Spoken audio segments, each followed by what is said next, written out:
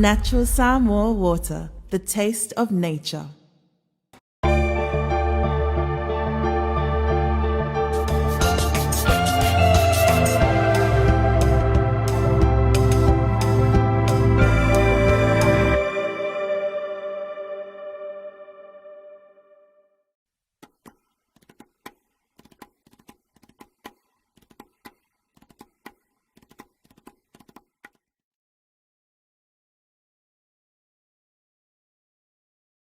Ole ona le malosi umalava. Ole alofa e whawawau. Ona ole pule au le lalolangi e iai lea i le atua nā oia. E a thio i lea umalava, ma ole pule mai whao ngā ina e tangata nuu, ma le Palemene o Samoa. I te tonu o tua oi na whaasinoina mai tu la whono le atua, o se tofi pa ia tu whasolo. Wa mātou atua siri e se, mātou te whātanga sia i le anganga o le loto ma walalo, lau pule whaitoa tasi. Ina ia te tō ifo lau whao unga mana i lunga o le nei Palemene.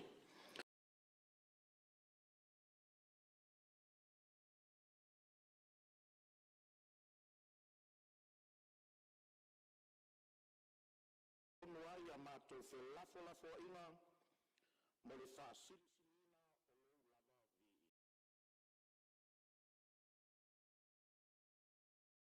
Samoa.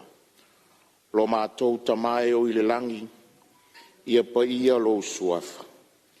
Ia o mai lo mālo, ia whaia lo finangalo le lalo langi e peo na whaia i le langi. Ia e fua i mai a te i mātou le aso nei o a mātou mea ai e tau mane aso.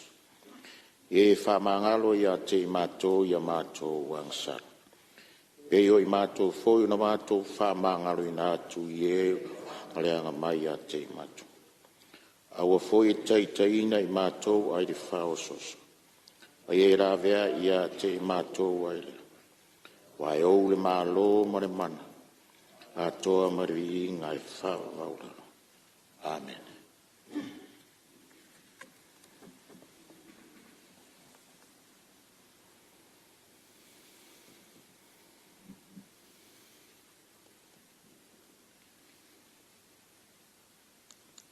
Faftai.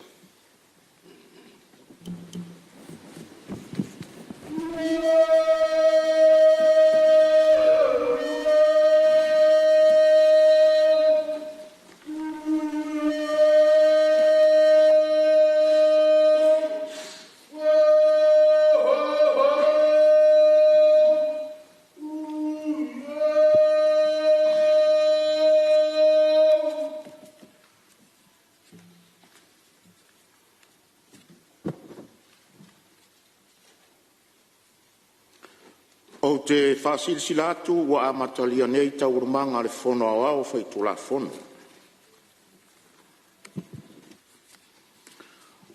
O le ase e pe ia le pe au wholau na tongo ngā whoa ai le tautua. Le ana utu le ana o matangi na whatiala ai le moenai. O pa ia ma mamalu a o sāfo i mawhai ngāo le malu ma le Malae e tū mau e le avea. O te le to e tolo vaina la le upenga. A wai mamalu Tiafau o le Malae, tau e o le whono usu tū mawalunga Samoa. O le tofi fo i e tausi va tele le usonga. O tūla toa a o to uli ma to sina sina. O whale Upolu o tofinga. A wā le whautanga e tausi ai maunga ma tolo.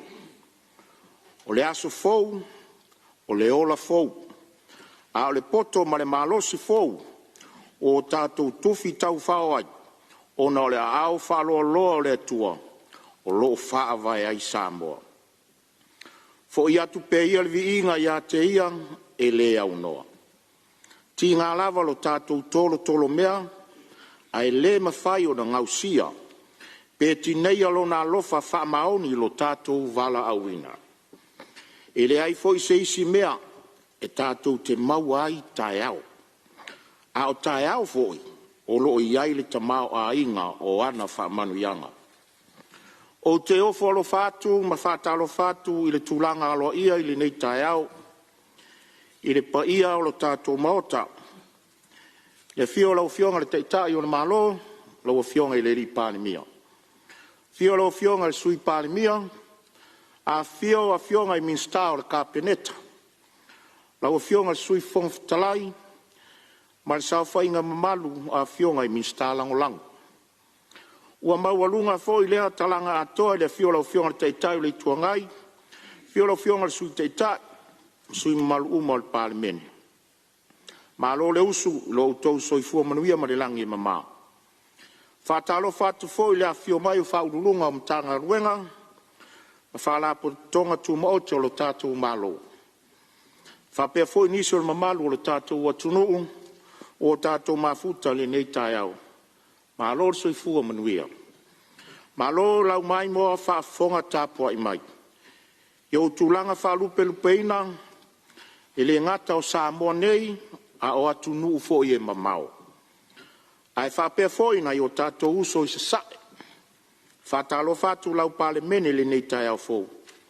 Tāpua i mai ama le manuia, o lea walo se usu ngā whono mo le whaawawina o le tātou ngā luenga. E le la waso, e le tutusa uma fo i aso whono o le Palemene. O lea walufi lufi le tamao a inga mo na i o tātou tangata o loo tāpua i mai. Na o se tua lalo le fonga fitalai, fai malu o tātou faiwa. Whaatila di tō wha, whaala i le utanga. Ma ia to'o i le anganga o le atua, o utou sā i le nei aso. Tātou sa ili whaatasi i le atua, e tō ai manuia mo le atunu o lo tāpua i mai. Anga le lei le ali i usu ngā whono uma le nei tai au, manuia le tāpua inga lo tātou maota nei, manuia tele le tāpua inga Samoa le atunu pele. Tuina tu pepa. Mua, pepa le Palemene lua felus fuluono, lua felus fulfitu, numero fas fultolu. Tali le malo i le pepa le Palemene lua felus fulima, lua felus fuluono, numero valus fulfitu. O le pote il comite tupe mau, tupe tongi i le pepa le Palemene lua felus fulima, lua felus fuluono, numero lus fulu. O le pote falta usanga tanga luenga, o ngā luenga tawala manuia mati na el malo, mo le tausanga fal tupe lua felus fultolu. Lua felus fufa no lo fio. Ngā luenga o le aso tau de malo. Fai taunga tu la fono tau whaofi. Tu la fono tau whaofi o le whātau ino tupe, lua felus fumaleono, lua felus fumarefitu. Felafo lafo inga whāwawi lunga o le fai taunga whālua, ilo na aso fono lua. Tolo po tau rumanga le fono au fai tu la fono i le aso fono anafi, ua mai asa unoa le suis fono mo sa lenga lua. Ia o le avanoa le nei mo seisi sui mamalu e fia sa unoa. Lau whiunga le whangar fono. Ia o lea ua mau atu fai mai o le waa e tasi a Samoa. Ia leo fo mai le sui mamalu mai le waa o fono ti, ia tu lai mai a manuia sa unoa.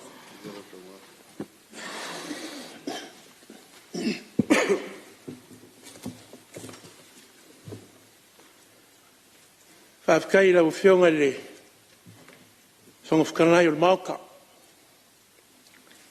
Mau fwoi se hawa ngō ngei kumano. An waa o whongki. E mau kai fwoi se moku ngā awha. Haungi moku ngā mangaku fwoi a ngā le kalawhaka kau au kuar kupe. E peo ngā whangasia il mauka. Lau whiunga le whangawhikanai e le mga ko lea wa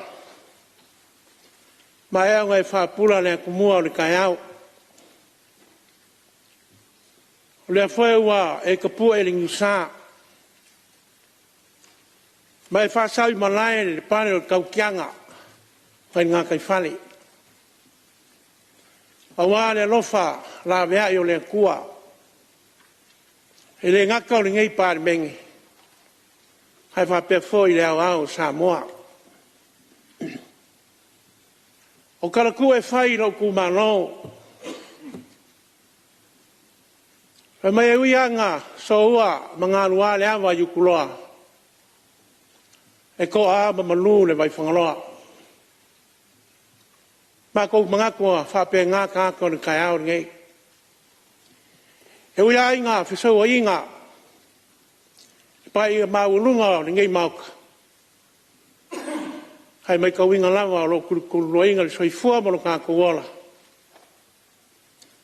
Ia awanga le leo kako kapau sidi. Ia vi ia le kua. Awa o ia e au le pule. E au le manga, e au foi le malo siuma. Lau fionga i le. Whangofkanlai e le la noa. Whamalanga le whaaloalo. Se leo le ngei kumano. E awango mākou. Whakulou ma whakaro whak. O wale e mai o lau fionga le whangwhikalai. Whakou whakaro whak foi ma whakulou aku le fio mai o lau fionga le kai o le malo. Lau fionga le Palemene. Lau fionga le lauli le manekoa. Whakou whakaro whak foi le fio mai o lau fionga le sui Palemene. Ia e kaingange le fio mai o kou fionga. Ia i bing skau ka pingeka. O whalofa aku le. Ha fio mai o kou fionga i sui bing skau. Ia e whape foi le fio mai o lau fionga i le sui whangwhikalai. I liu mai le i kua le manu. Pa kou whakulau aku le fio mai o lau fionga i le kai o le kua ngai. Ia e whapea foi sui ma maruma o le whangausua le akungu. E le ngai foi vaenga o le kai au. Pa kou whakalo whaku i lau fionga i le whalau kusel fono. E meiso lau soa kau ma le official fono. Ka whelo e kfoi mwhakaro whaku i. Le a fio mai o kou fionga i wharurunga mka ngā ruenga. Ka kou mano. Pisingisi kou maoki. Ia o kou lama o lima mawai kua iei ka kou mano. E le whangaringa foi sa mā kou whakalofa. I le kapoinga leo leo al paia i lau whinga ruenga. O kai kai a kare sia fia.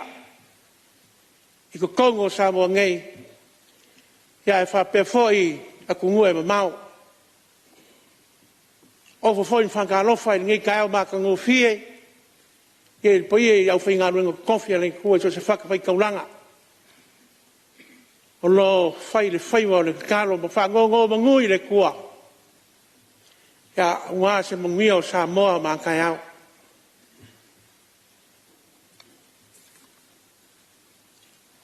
Lau whionga i le whangwhikalai. O paia o Samoa. Mai an makangi se ia paia kulaka la. Mai ai le whasalele se ia paia le pai singa. So ngā whanguanga, ka wiro ai mangu whau, mangu popo Samoa. E whapea foi, le moku se sai, ia kuira mangua. Ngā kua lea whakalolo.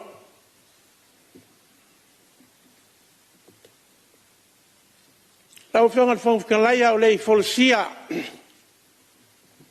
Se la ngona whore ngei ku manoa uan kana whakaur kupe e peo ngā wholosia i luma mea. Se ia uawhiangi nawa. Il kapoinga se o kumano le va o fon kir kup wa le fio la fionga i le ruar fainga a fio ai ngai lua ma ngofo o sori ma malu ko fa ma makua ya kal mai mau he nga kai kai ma upu ya fangaloa. E lea me se foi le loko whaafikai. E whaapai e kuai. ma whakalofa kuai pa ia maulunga o suri ma whioi o le kala lelei ai mai se lava e whaafonga ka poai mai ala o whionga i le ka maa whakongo ka kum ka ngaruenga Apia i sa im whangaloa lau whionga i le kei fongo ko miki o lau ko inga le kalesia e whakasa lau sunga i le ka maa ko inga lau sunga skasi ngukibe man whankua kai mai se foi le lava loa au whaingaruenga ko kofia le kua o lo whawhale le manu i ko kongo se o ka ko i ku malo malo whai ka kano malo ka puai le lava o lo maua le malosi ma le soifua lau le lei o lau ko soifai pule e kau kua ma au ngai wari ku malo ma le malo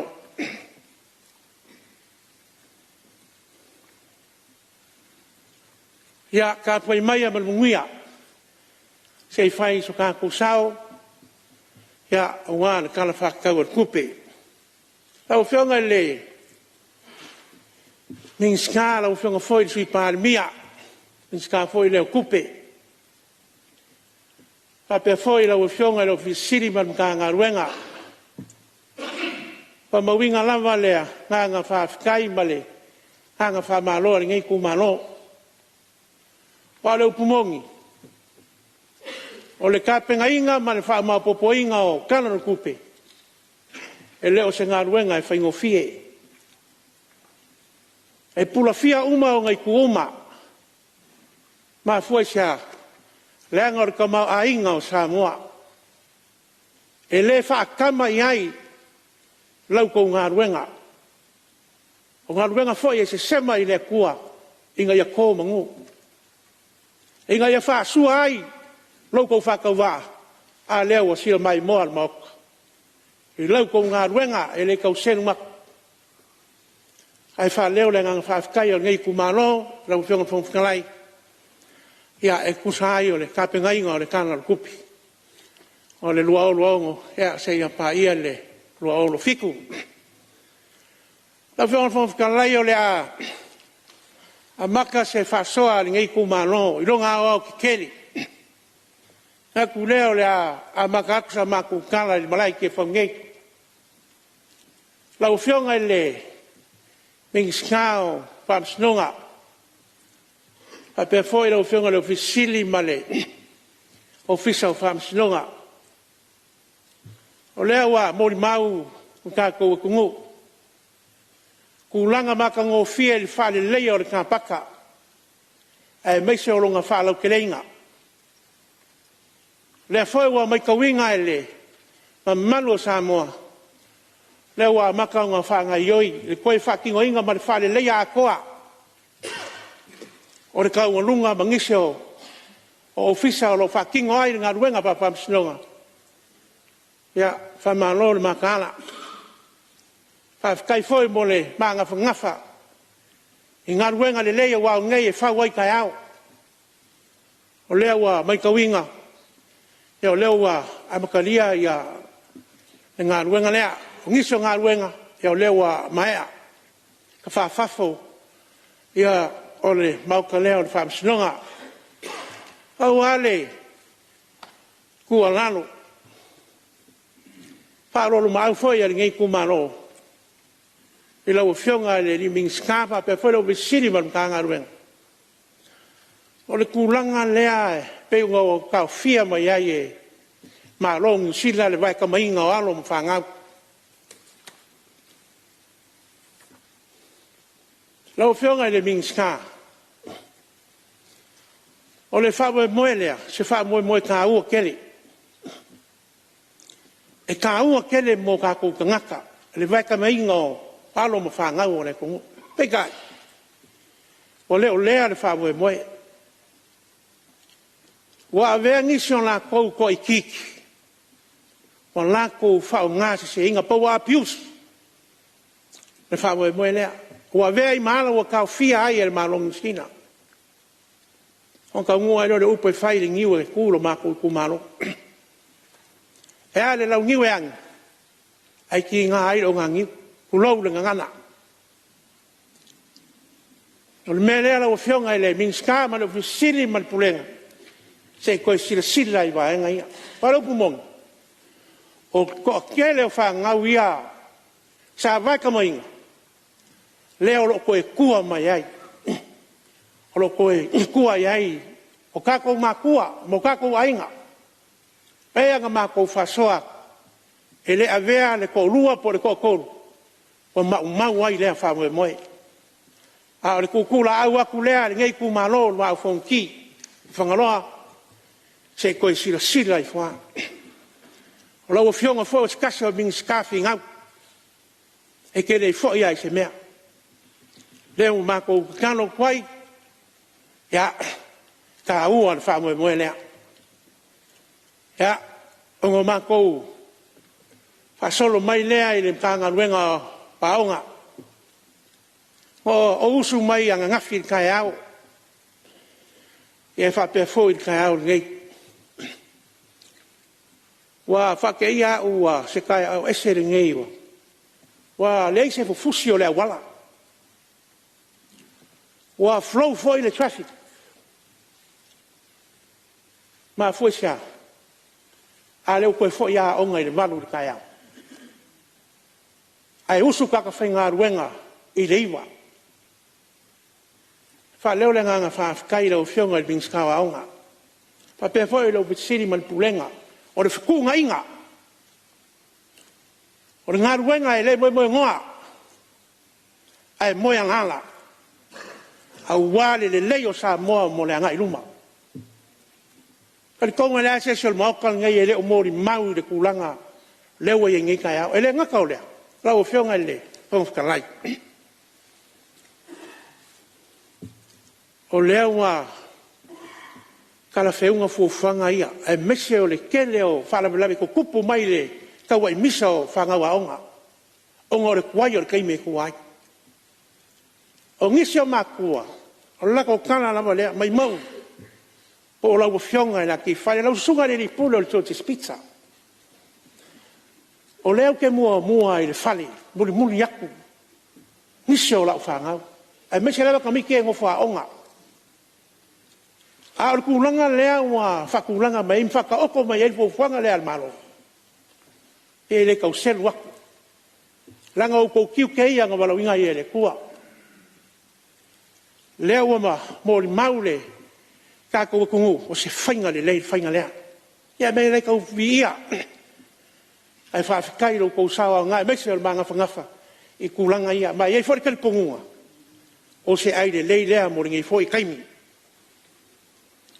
lau whionga le whangwhakalai o ngā o whase e mai lea i le kanga ruenga o soifua maloloinga. Ia o lea wa mai ka winga wa wha solongiso ngā ruenga wha le leia o le tako whani mai kere. Oa, a leisa o me whai al whale. Ia o ngā wasiasi lea i kanga ruenga al malo.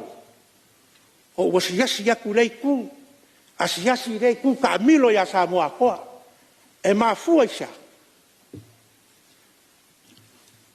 e au ngā la wasiasi ma la wasiasinga o ke mori mawinga ai ku langa e ka kau ngwhai ma whau kua kuai i le malo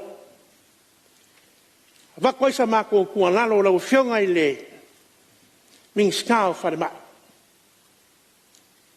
e lei fo isa o ngai le lei e whare ma e le ai foi se o ngai le ai foi mai ai le ngi vai na au mangi fala o le kua lalo le kuma lornge a fai lo finga ngalo mai fa fonga mai pionga de li pare mia merka ko maro o le fai masokia ka ko fala a le ku fal kai 2 milionga i fongo fa vai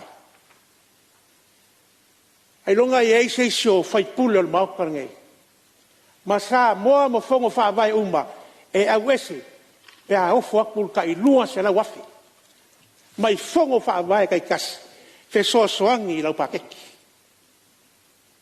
le anga o le soifua ma le ola pakau kele sui ngai e mese fo ngai ku malo ya o sa mako ku alano le fia ku le fionga ile min skao ki ngam ka mai tai ma le milionga al mako le ku alano fe so soangi le malo ma le ka nga ruenga so fu malo roinga ile ku langa o le wa ye ngai ka ko Lo fionga fon.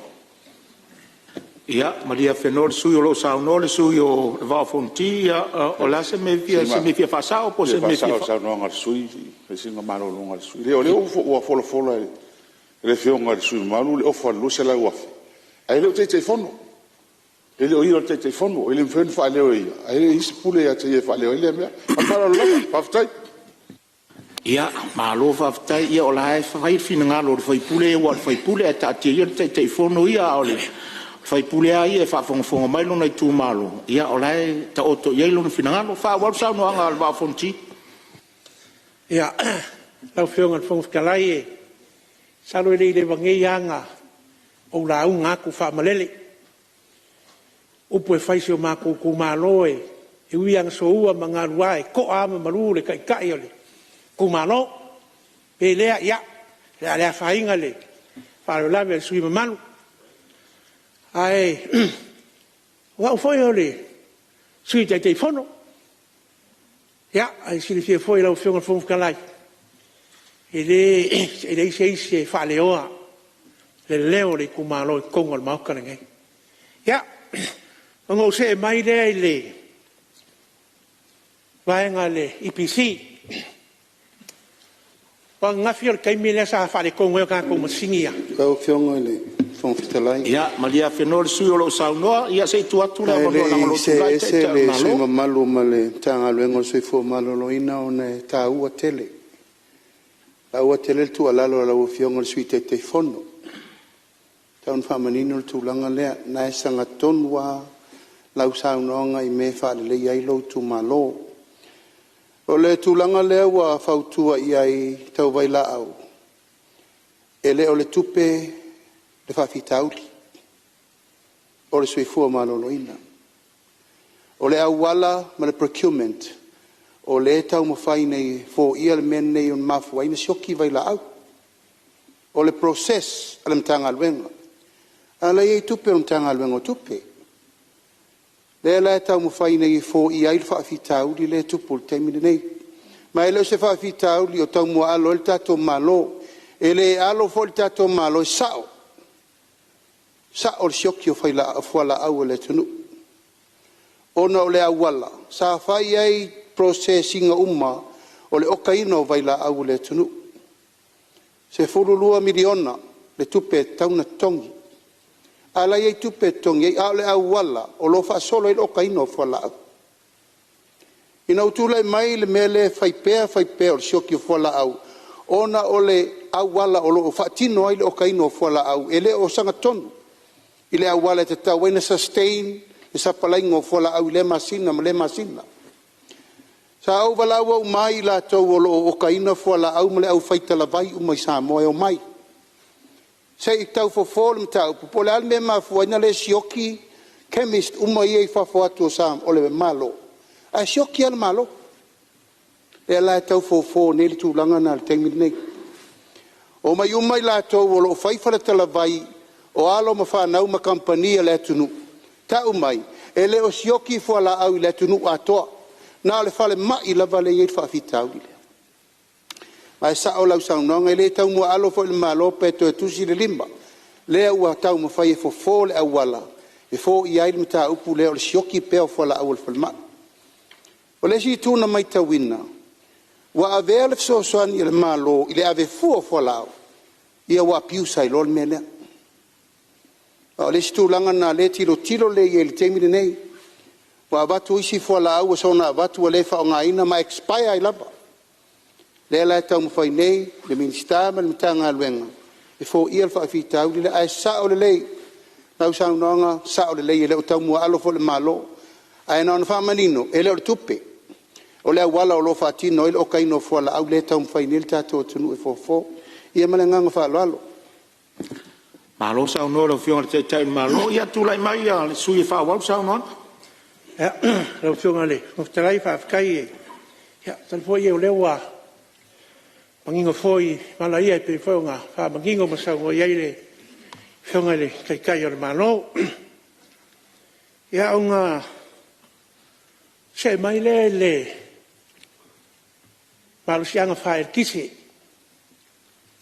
Ola soa ngafi masalopo le kea le kiki o le sefulunga, whare kongo i ka kongo singia. Ale whakemi voi lea sa malau mai ia se kasi o la ofinga ruenga. Ua pēr pawa i kaufusi. Ia unga o malau le pulenga. O le kari ngau mai. Ua fia ngisio waia manorosi. Onga ua kaku e ngisio a inga la au. Ma pa ui e ilungo waia ia. O le nganga le kau ma mori aku e le ngai kumano. O le si lea ma e ngolo ke le kupe anlu ale mkanga ruenga. O le koe a ngai aku le mkanga ruenga. Koe wha kingo leo au nanga lea. Ia o le kua lalo le ngai kumano. Ka ua fo i o le ngā lulua e wha kasi. O le mkanga ruenga le pisi. Ia mane mingskao ki ngam ka mai kai. E ka wala aku i sui o ringo. E maise o sui ka mai kai. Inga ia sila le lei i ngu mafioanga. Lea si sila i le pou lea o lea si sila la au lea. Longo mai mka ngā ruenga. Whafkai o lea wa mai ka winga wa makanga so longa le lei ni ka ko pawa o le PC. Ai o le nganga le ka o maku le kumaro. E whai ki ai kupe anu. Whai ki ai kupe anu. Onga o le whakamana. Ia, nganga, ka ki aku makau ko aku i lau whionga le mingskao le kise. Ia, whapea fo i lau siri man kanga ruenga. Ia, isi a vaenga ka ua. A wa a wavenga, so ka i mai ale, IPC ma lau fisa. Whaingo fia whaingo aku so swanga. Langa o kulanga lo ua kako mai ko winga li tala o kau. Ia, wa fisusu ia ilama wingo le kau mai lea kaimi. I lea kaimi ai le leo ngā hukupu mai whala me lawe. Ia au leo sa ngole mo ia te no malu a lea kungu. Ia se o sa e malawa le sui o lo iei whau la vea le whionga le teitai le itua ngai sao no ia lau whionga teitai le itua na. E whamalo mo le saunoanga o le si teimi la pepe moli.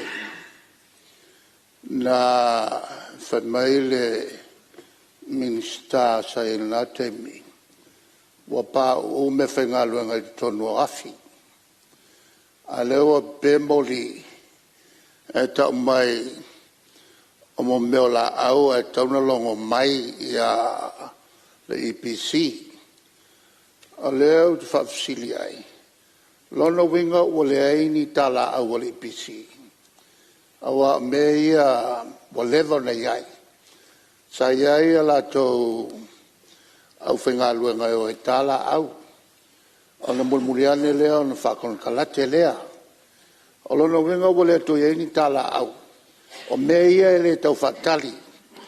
E le whafsiri mai o portal sanga ainga. Me ia e whioa ia au whenga luenga ma vaai. E whioa ia ia lato e mata i tūpo mori. A vaai lo o iai se la au. La iai le malo se sote iai ma le ainga.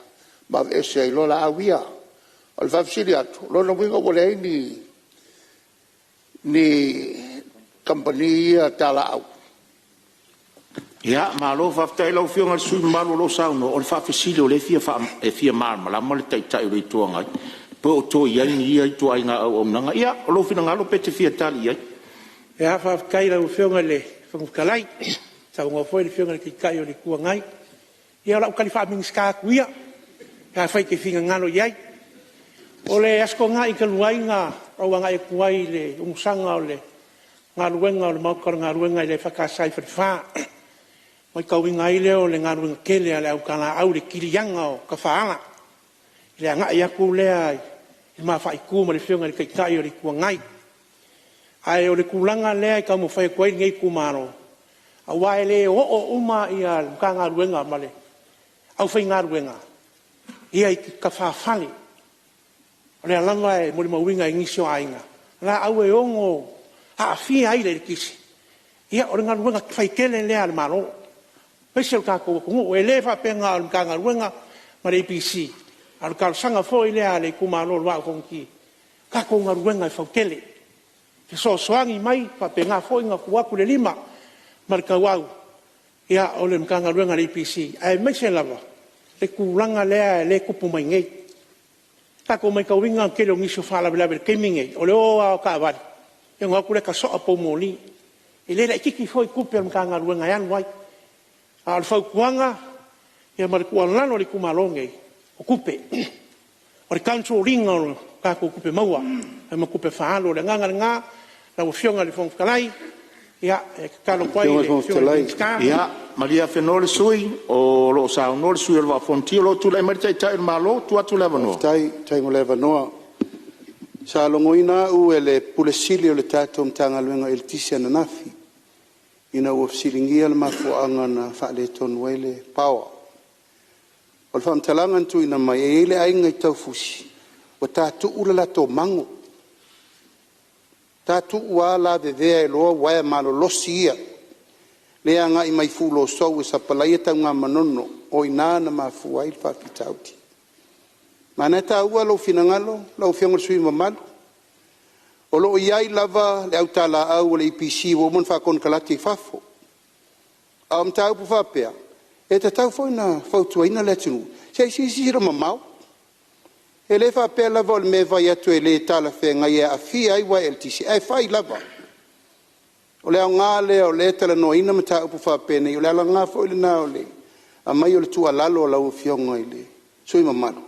Ne fa fonga mai le atunu ia o tatu ne la le mango lan mele utupu ele la titi le tupe le tau fa ye me ia ai ono le fa uta le le e va wa sa no i pomoli sa o le ele ona na ma fe le no le ta so a pomoli o le fautuanga ma le tua lalo o le ave le tunu alo fangia a wa e tua ye e to ya mo le tunu ia le tele o me ye fa vitau Autu langa ia sa tau fisiringia mai fo i Tala au ola iai.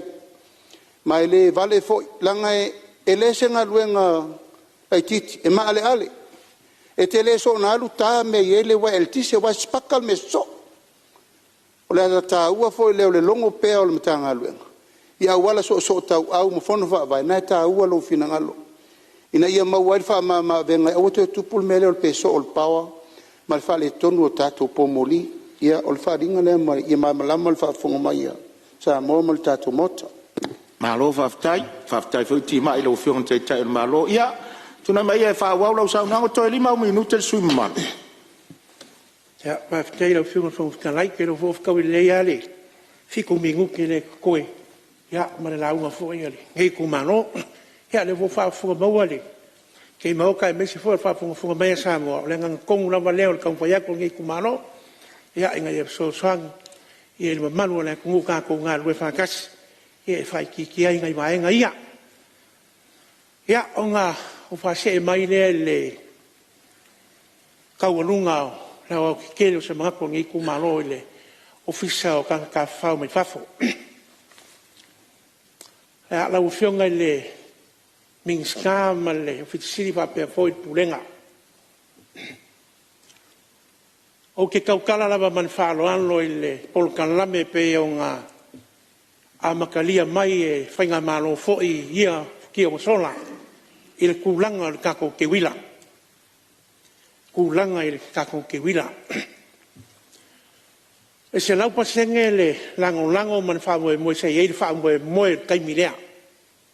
O le ke wila. Kasi lea unwala sa whaalau i loa ai sa moa. Ia ngā kū manganga manga me singa masalo fai kau le kols fulku sanga o fakingo mai fa moe le mai le o se fa moe kiki longa ka ua ma o se fa moe sa makwalo lofi mai ai le tele kulisi ia foi fukia o sola ai me tore kele ai o kama ainga o ka ko ko se sa mai le ngaka kulisi palang a kulisi foi sa moa peka au kere yul fale mai maukan ngai pa en kadwai Lesi lea mea sa mai ka winga ma ko ngeo pipsingisi. E kusi le leile ka lenga o le kaimi slow o le aisi sit ma le kaimi fiololo. Mai ka winga le sulku sang keluai e o mai le so wa maka o nga ku iki kia le nga i mai o polisi ngai. O le fasiri le o kulai mai o ma fu sia. O le kali le va o fonki. Wa kele ia soka inga fa ngeong po. Wa ma losi le Facebook. A valu ngai lau fa fikalo e maka mai ai Australia. Maka mai ai New Zealand. A ole ai lau afi. O isi ka ko me singa kele ma makaanga. Ku malenga ngu. Le sa ngai mai fa mo le te wila ngau a maka mai ai. Mai le kau fam talenga kulanga le lei sa nga foi vai tau. Pe kai o le ngai vai kau. O kau foi ngo ka ko kilo. Kau foi ngo ka ko kilo. O le pa kau le kai ngai Samoa, lawa kai wa. Lawa kai Amerika. Lawa kai New Zealand wa o umayak muli sa New Zealand pe o lai kale. Se ka kau New Zealand. Fa pe nga foi Amerika, fa pe nga foi Australia mangisio o ko ngo ora lang. O longa winga. E le ai ala ma se kuris. O le a koe a ngai mai Samoa. Ala o maka i fafu. La o sila e Australia. O le vasu karu waisa o ia New Zealand. Ngo o walu waisa kasio a onga. O fai e le ngana Samoa. La fo o fai i fafu. O le fasili ma le kua lano i la o fionga i le mingiska o kuris. O koe iai se melu o le whamoe moerea. O koe iai se melu o le merea. O lefa kwa ma e aku ngeir ka ko sisi ngā fua. Ma eu mo le makau kia o le rofi mai o le aku. Ai a se maa ngai. Ai au mai ngiso wha fie fianga ma ngiso po ka lame i o le te wila. Ku wha kasi ma fuanga fua. Ka ko sisi ngā fua. A whai o iai se melu o le te wila. O le kua lalo ngai ku malo whaua. A whai o le ase sila a lau o fionga ma le ofisa siri ma le pūlenga. Ua kui kia o le karo le ku malo ngai. Whapawhala loa le vana. Ai au mai niso fuanga mpolka lame ia whakingo le te wila. Ku whakasi. Ma whawhiwhianga fuanga kako malo. Le whakingo le sisingafu. O le upu mongi nawa, lau fionga whakakalai. Ngau waru ke maka. I le kunga wa. I le aso mua. Ulau wale ngana. Ua ufiu e sue se maa o ke kua. Ngai ua ngau pea e lunga o la. O kea e lunga. Ai mua mai lo marikiri fongi. I o sao lo ufio. O le aka wa aia ringa. O le kulanga o lea wa iai ka ko sisi ngā fua. O le kakalo foi lea. E ka fio fia ma pouke le kalangoa aku. Inga ia ka fio fia ngā ruenga le lei. E whako singa ai sa mo e whafo. Ai ma whai o ngā ku whakasi ma le sisi ngā fua. Whao ngā ai vai aso a koa. Pawkai le malo. Kasi le aso malo lo. Ao lea lava ngā whakingo. O sefe ma kou private sector. Ai wha malo whawkai. O le mako kua lalo lea lau whionga le minskao kulisi. O loa fo e o ngai whaipisingisi. Whionga me fia whasa. Ia, sei Maria whenua le sui o lo sao noa, sei tuatu lewa noa le whionga le taitai o le tuangai. Mo le me fi whasa o le sao noa iai. Ta ua le sao noa ngā le sui mamaru. Le au te manatua. O le ta ua o le whiwhilinga o lo masina ia sa whaia i le amtanga se tema. Wha ngā soro tui au kuso. Ona le teimi na fufuai meia. O teimi pitusili lea ona pa uai i a tangata asia si mai mo mai Samoa. Pela si tamu whainga le vaenga leo o turisi. Ia le tūlanga o le tūtonu le teimi lea whato o tele ai tangata e o mai ma aia i pea tātou pisinisi hotel. Ia e mese foi ia naitina o lo whaia la tō mea foi nei o la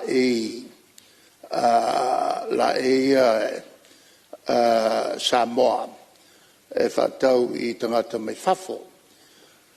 O le iunga na o iai, ngā makai o ngā whakumulia, whai ngā malanga maaiai whalitani malo, pela le tūlanga le nā e tāua le whātuk manatu o le sui. Ai le iso na whaia le whiriwhiringa. E tu ia September, whaiunga September maukuso. Le la ua whatino tonu a le anganga.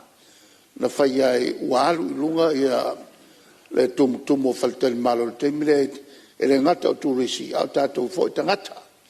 E o mai fia mai mo I ngā yoinga I o lo whai sa whatino I fo I matunga waa. E tunga waa leo si ngā fua. Tasi lea tā longa na matua tumu e tātou tangata. Ia e masi fo I le sā o manono. Pe o le whautuanga e te toi tilo pe iai ia komiti. Whao ngā pēr tātou foe. Ina e whawhaingofia I nu. O whaula to va e reta ngofia nei mea o le mai o fo sponi. A so sani mai tātou malo. Ia nā se whaamamamanga o le tūlea. Malo whaftai I o mamalama le mtau puia. Matau atu le tau tula I mai o whionga te tau le malo saunoi. Manatua tau whai ui usau noanga le sui mamalu a lea ua whai ui le tūlanga tau tangata tāwhau mai lo mai whafo. Le tasire nei poutu lau whionga le whangoftalai o le ati ngā ena o le tātou malo. Mai le o vale le vaai le tātou malo I le tātou no fo ingale nei. I le tātou ofisa o tangata tāwhau mai mo mai whafo. Tā ua tele le whamanatu le sui. E ala fo I leo le tā pena o le tātou tutua tasi. Tātou toi fo I lava I le tolu asa o sa tātou iai. La le tātou mai tau. E ma eu le lolofi mai o tangata. I re ngata I tūlisi. Ia ufa pena fo I le tātou atunu o la lalampapa o I atunu o mao. O lo fa solo le whainga whai ungal ka peneta I le vai aso tonua le te sauno mai ai. I le tātou te wila. O le tūlanga le wha ngā solo. E ta pena le tātou tūto tasi e ia Iuni. Tolu aso, e le to suia. Pe tūla il whātua tua I le tua Samoa tasi il whainga malo, e le to suia. Tolu aso ta pena mai le amatanga o le tolu fo ia nā aso. E la ta pena lava I tausanga uma. Ao le te wila la. Pen sau noa le te I te le tua ngai. O le ka lena ina ia maua pea tātou activities, ma event I tausanga atoa. E lau tā pena le whainga whai ungal ka peneta. O le a sui I tātou te wila, anga I le tūmanga nuu wha Samoa. Samoa Arts and Culture. I le vai aso atoa le ta pena le tātou te wila. E a mai umai tūmanga Samoa e toi whaari I o mea onga masiva. E a maso se mea peifulava o tā longo ian whaatino I teimi o le tātou tūto tasi. E a matūlanga o le tātou tūnga waa ma mea umalava. Ai e tātou toiola mele te whinangalo mai. O le tūmaleanga nuu wha Samoa. Pe whai New Zealand, pe whai Australia, le tūmaleanga nuu wha Samoa. E le tutusa, ma le tūmaleanga nuu e whaatino le whanua. E lau mafua in ta pena le whai unga le kapeneta. E matua I ta pena lava le tātou vai aso o le tūmaleanga nuu wha Samoa. E la ta pena le vai aso tonua le o le te wila. Le lona tolu o le ta pena le kapeneta. I le tātou event muli whai i le tausanga. E ta o le kirisimasi I le ainga. Christmas at home. Kasi le na event o le ta pena I ele malo. I le whai unga le tausanga. Po whea lava le meo le lalolangi o iei tātou tangata Samoa. Ai fo I mai te sau you are at home in Christmas. E la ta pena I le ta ua le mea le te sau no mai ai. Ina ia maua pea piriota. E tātou te amata mai a Iuni. Se tema te sema. Ina ia maua I pea I whaatulangana o calendar of events. Le te sau no mai le la te pena. A le mafuanga. Ia maua le avanoa e o mai ei tūlisi e tā whawhao ma le tātou atanu. Ia e meise tātou tangata. E toi fo I mai a wāle whai ungo tausanga te tasi. Ia ole whaamamlamanga le whinangalo le wholisia le mota, malengang whaaloalo. Malo, whaftai sao no reo whiunga te tai malo e whaamanino nisi vanga. Ia whauma mai lola unga mātanga o whi, vao fonti. Ia, whaafikai rau whiunga le. Ia, ngā o kau le maulawa. Koe whaamangaku aku ma ka oko aku le. Ngi skaman ka ngā ruenga. O le waairawa ngei kumalo. Se tema. Ia, olo iei whaamoe mal malo le. Aunga lama lea. Ke mi snow ia, e whapenga lama le sisila le malo i kulanga. Ia awa le whakupula i o le kamau ainga. E pei o ngau fulsi aku sa mako. Sa mako langona. E i kui lau fwoi mai kau. I kulanga o lea wa ia ngei. Leisi vaenga. O vai kauro o leo kapenga su enga alon whangau. Wala laka fwoi. Ia i whainga kaulanga. Awa e kumula hola kakau wha moe Samoa. Kako lama kulisi. E pio le ngā lea la wa kau o fwoi le. Kako langa langa. Lea wa sa ngoa le fionga le. Kai kai o le malo. Ia kulanga ia. Ia o leo le a. E se fuanga. E sui. Ku ma le ngangu. Ia malo whaafikai. Ia. Pai u leo se. Polsanga ngai ku malo la fionga whangafukalai. Ia. O manga onga lava ngai o sio ku malo. Masalo e lei ma sesi ele o maka ma whaafonga mai whangaroa. O le lua vasikaluai. Ngā mo kwano loko ai ki munga. Wa kilionga. Lau le anga o mako wawala. E lea lau fionga i le kai o le mano.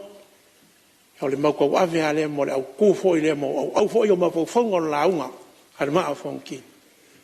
O lewa mai au ngā fausia. Ma whaka inga le anga iaku i mangkolu.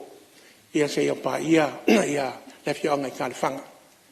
Ia o le anga i lesi kui sa sae ma lesi kui sa sifo. Sa limu i musu. Ia whapea fo ia kāle whanga i wafako. Ia ma le mai sa wango ma sa i kere. Kua kere lo ngā whai. Me lea lau fionga le. Kong kanai, ia ma koukunga lalo mwharo lo mau lau fionga ni Palemene. Loko ke kere le kumaroni. Tanga o ea sa ngoa i se mea. Lempa yung le kongo. Me leu ma kou kakalo kuat. Ia ma whao leo le kuai koenga lau finga ngano. Ia afe mai. O leo pumongi a lau fionga lau whonfukalai. Ngā uma ro ngā whau a kamu ewa kui e ke ngā whau lo mwhangaroa. E o mai le so. E le so o anaka. Whapea fo i kāri nganu lau fionga e le. Mingiska. Siu manga. E lau fionga. E ngā makua lau fionga ale. O oe o sa uo bongi lama. Oe fo e leuso. Ia liu walo maia. O whonga o loa lofa tu noa. Ia te e anga le lei mai. Kāri ngalu al ngei kumano. Pei fo inga whaiaku. O whangaloa, moanga, maunga. A whale kongu le, ngā kai whale, e le whaionga whea e le maunga. Ai a soro le maunga, kā lo whai. Kal me lea, ia whaia uma whunganga le kumano, ia i lunga au kere, ia, ko mai a lau ko puri. Ko mai a lau ko puri. Ia au ngā ia, manga onga seo kumano. Ia, whaia aku se kala, ka mai se aku le nganga o, le kua, ia, i le koe se ai foi, ngore wala au paia le kua, ia ingisi foi o ki ngā mā kua, ki ngā iarika, ia whamai aku le ngā ngau le kua, ia whapea foi ki ngā iawao, ia me se foi o le whangau, me se o ainga e fia, ia whamai whangwhanga le ngā ngau le ri se kaimi, ka ko wo aku, ia ka ko whera i foi, ia, tau whionga le whangwhangalai, la foi se, leo foi wa pao papa ngei ku malo ma ko fa maruru aku maua le ko fa paia maua ko fa fa le ku le foi maua ya o foi se kasi o au singia ba ange ko finga fa le malo ya fa foi ai ya ka ko Palemene maua ko fa le pio ni Palemene ma ko malo ya foi ma malo roinga ya ngei foi ku mau ka fa mungia le ku fa rurunga ka nga ruenga ya me se le official fongo o pio con pelo kus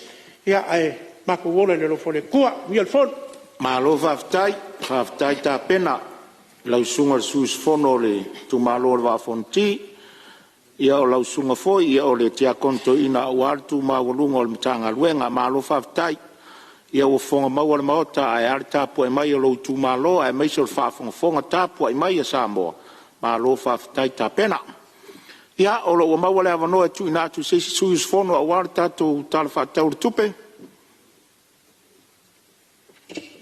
Ia, o leo maua atu, o leo fōu mai di sui o whale alupo. Ia, o lo avanoa le nei manu ia le saunoanga.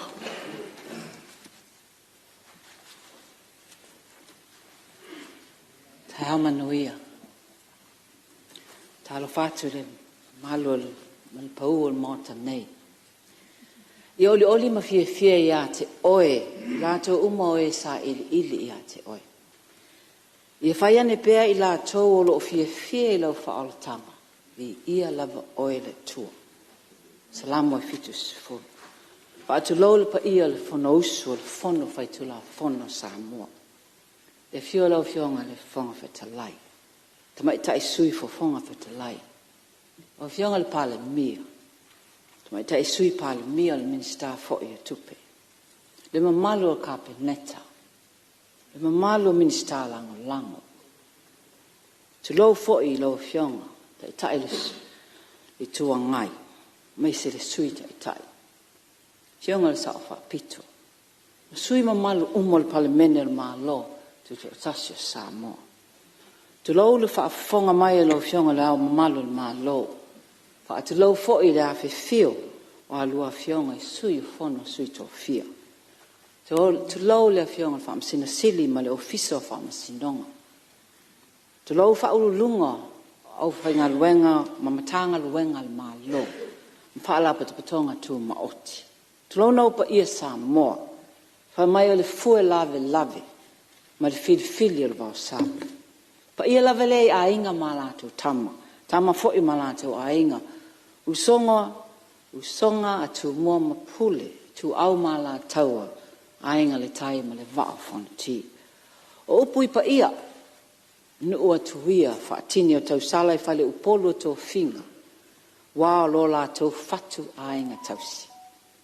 Le mwhain whaangaloina au whaingaloenga pa ia le tua, whata whai tau langa fia, whioi o le tala le lei, whawhetai moa o tau tala sanga. Ne ingalo la wau sina e na mua i Malae le paupauina ma le whaafaileina o le tātou atu nu la tau lea na tau mawhaia masaina le ngasua le tae au leo la tau pati ta oto mai le whipō ta pua ia o tātou whai o tātou tua a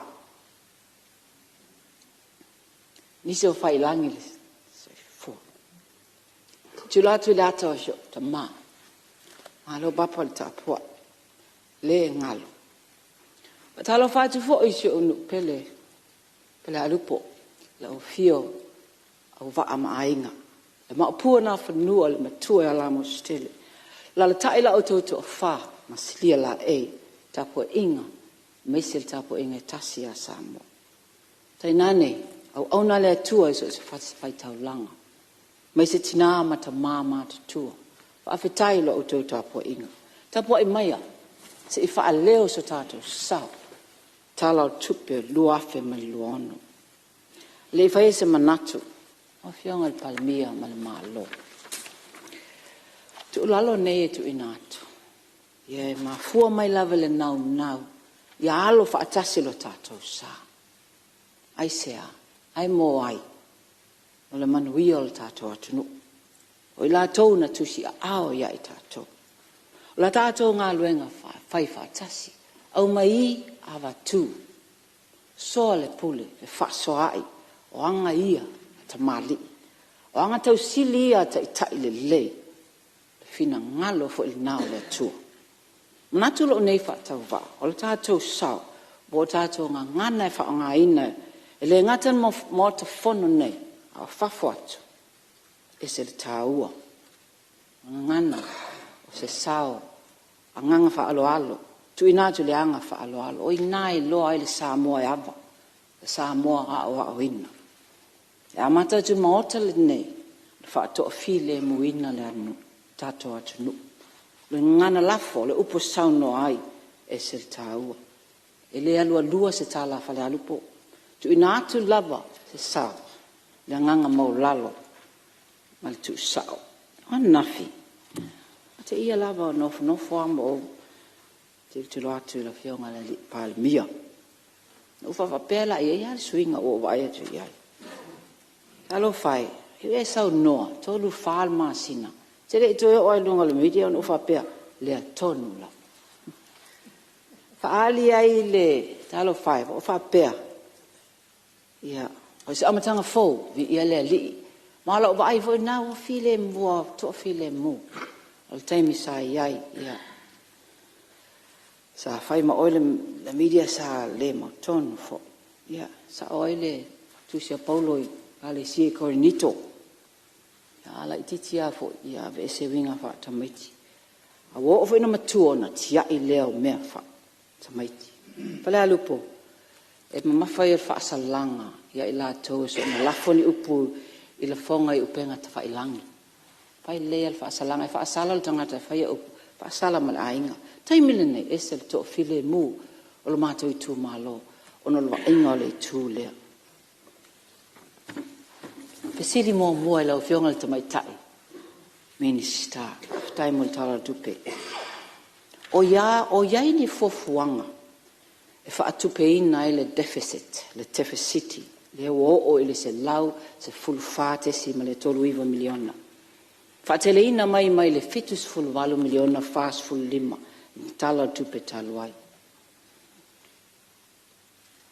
Wai le o fa iloa mai po e ni fofuanga o Paulus au noanga tu ina mai la tom fai e malo le minstao tupe mo ta ua tolu ma sina taluai tolu sili atu tupe mo ai tupe fahala e lo mau le mau bo fena mai tupe na po le tute po le mtanga luenga tute e po le PAYE e po tuisi mana ia ai mata I tupe Well, e lo temi fingo fia nei vai tau. Tau ngata o le diesel, halu lunga tau o loa.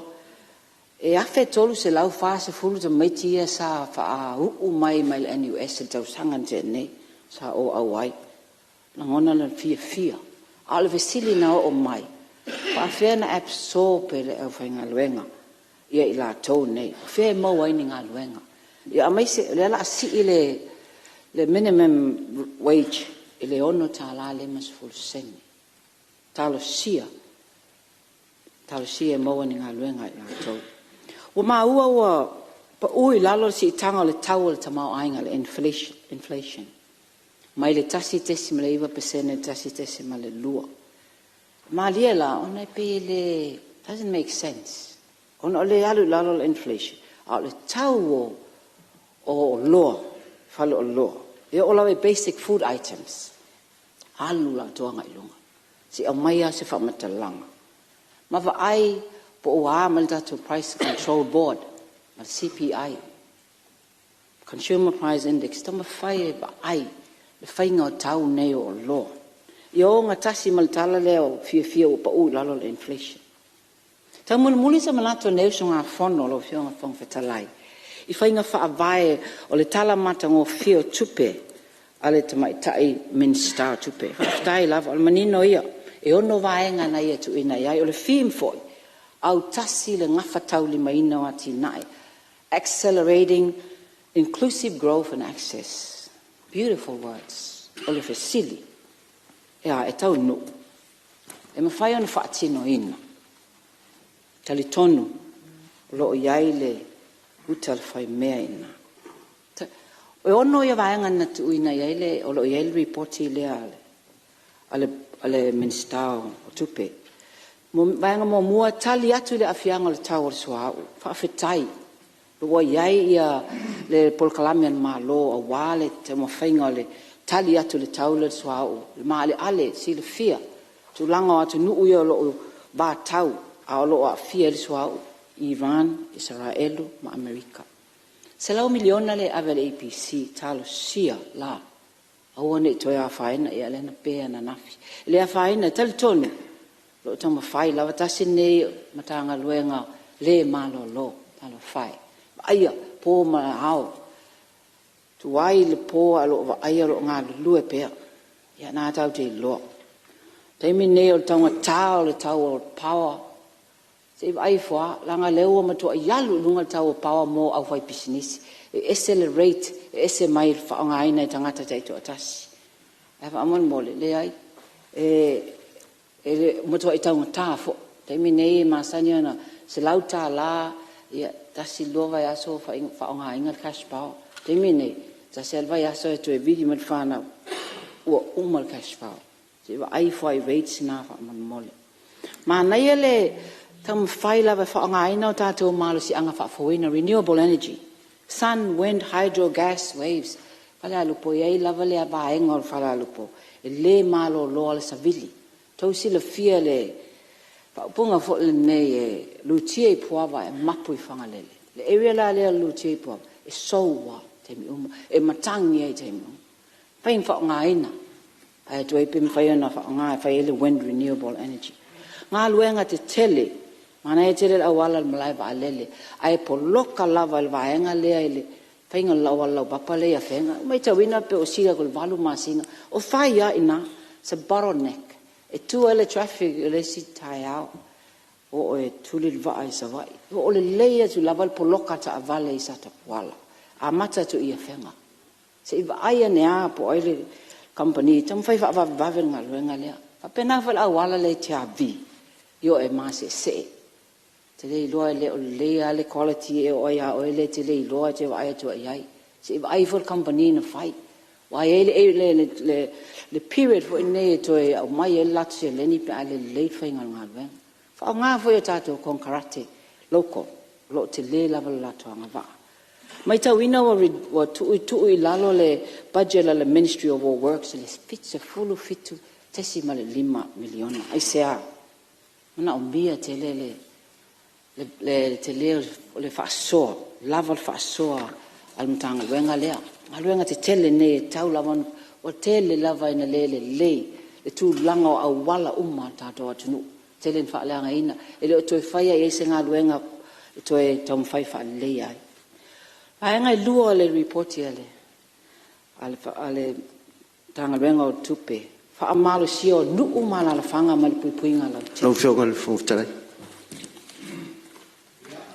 Ia, Maria Fenore sui o lo sauno, lo eid fa ula vea le fionga ni sta tupe o le tiute, tu ne me sauno. ya longo ai tinoli tu langa pe nai sauno ngal sui matango fie fo ia le fa li o manatu sa musu fo fa la vela sauno anga ano le sa ta ti ai panga la ofisi le amtang tu langa tupe maua ya na lo fie fa i lo tu le nei tai ya o le customs ma le revenue le olo mawaia tupe maua tato atunu ole afo le monthly collection performance statistic ya May 2026 customs core taxes e fa sumo fa miliona vitu selau tolls full wafe e ma selau i valima le target nga ale annual actual e fasu mal tolu miliona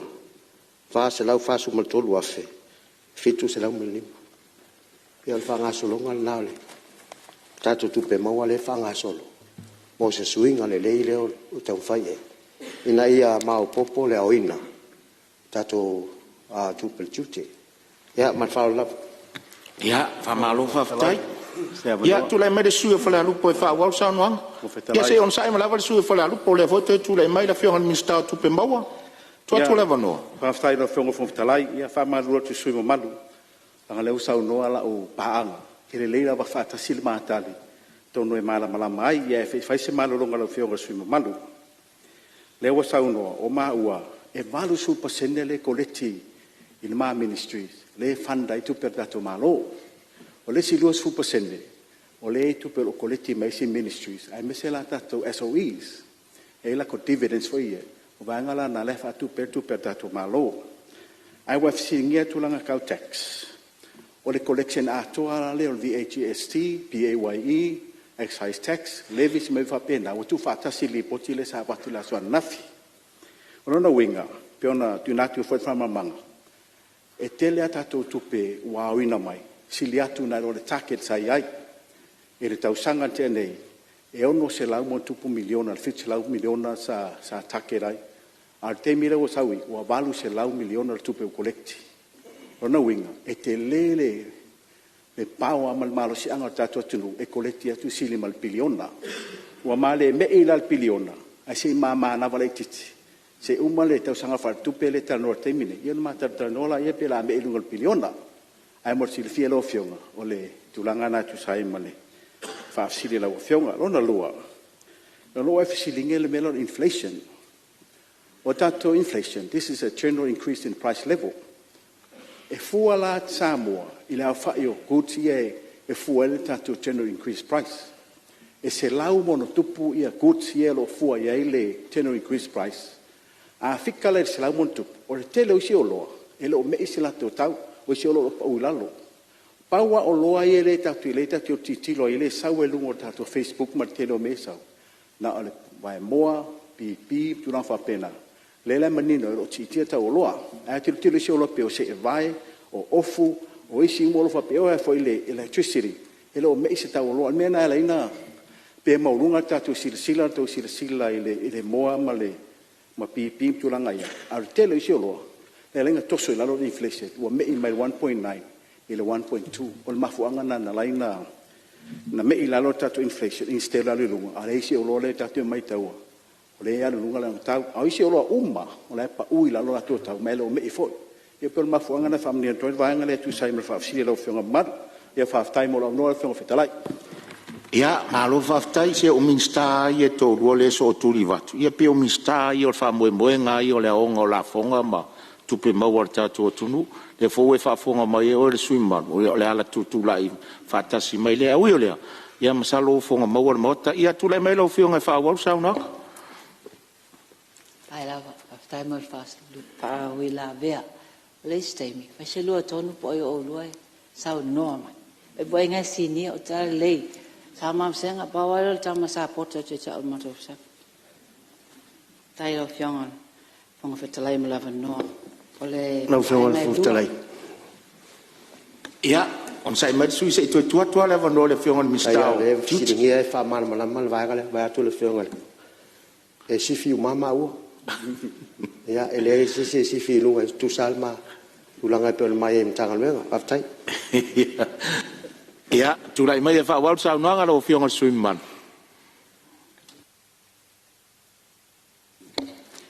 ole angalon de lua fa mal sio no umalal fanga mal pui ngalo tele te fitala noi fono fa vai le tupe le wa tu ina se la mal lo miliona mala le fitai ai ole atu se tu alalo lala na la yo na fa ia fono fa vai manino yo tu la fono wale ati na e no tu o tu malo mo me fu fanga tau fa to anga tu risi si o manga nga luenga te tele pe o wala nga lue ta alonga a onga so fo maloloina ati na e ina o itu malo upu fa mamafa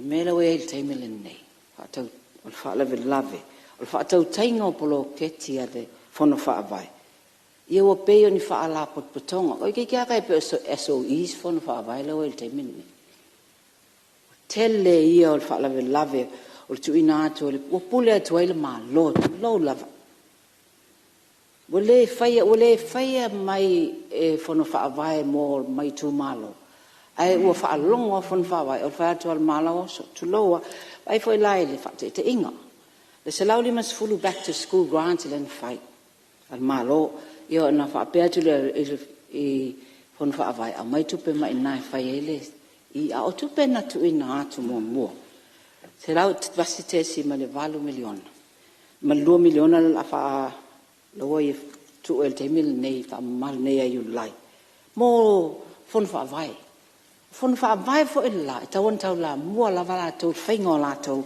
ati nai ai wona e to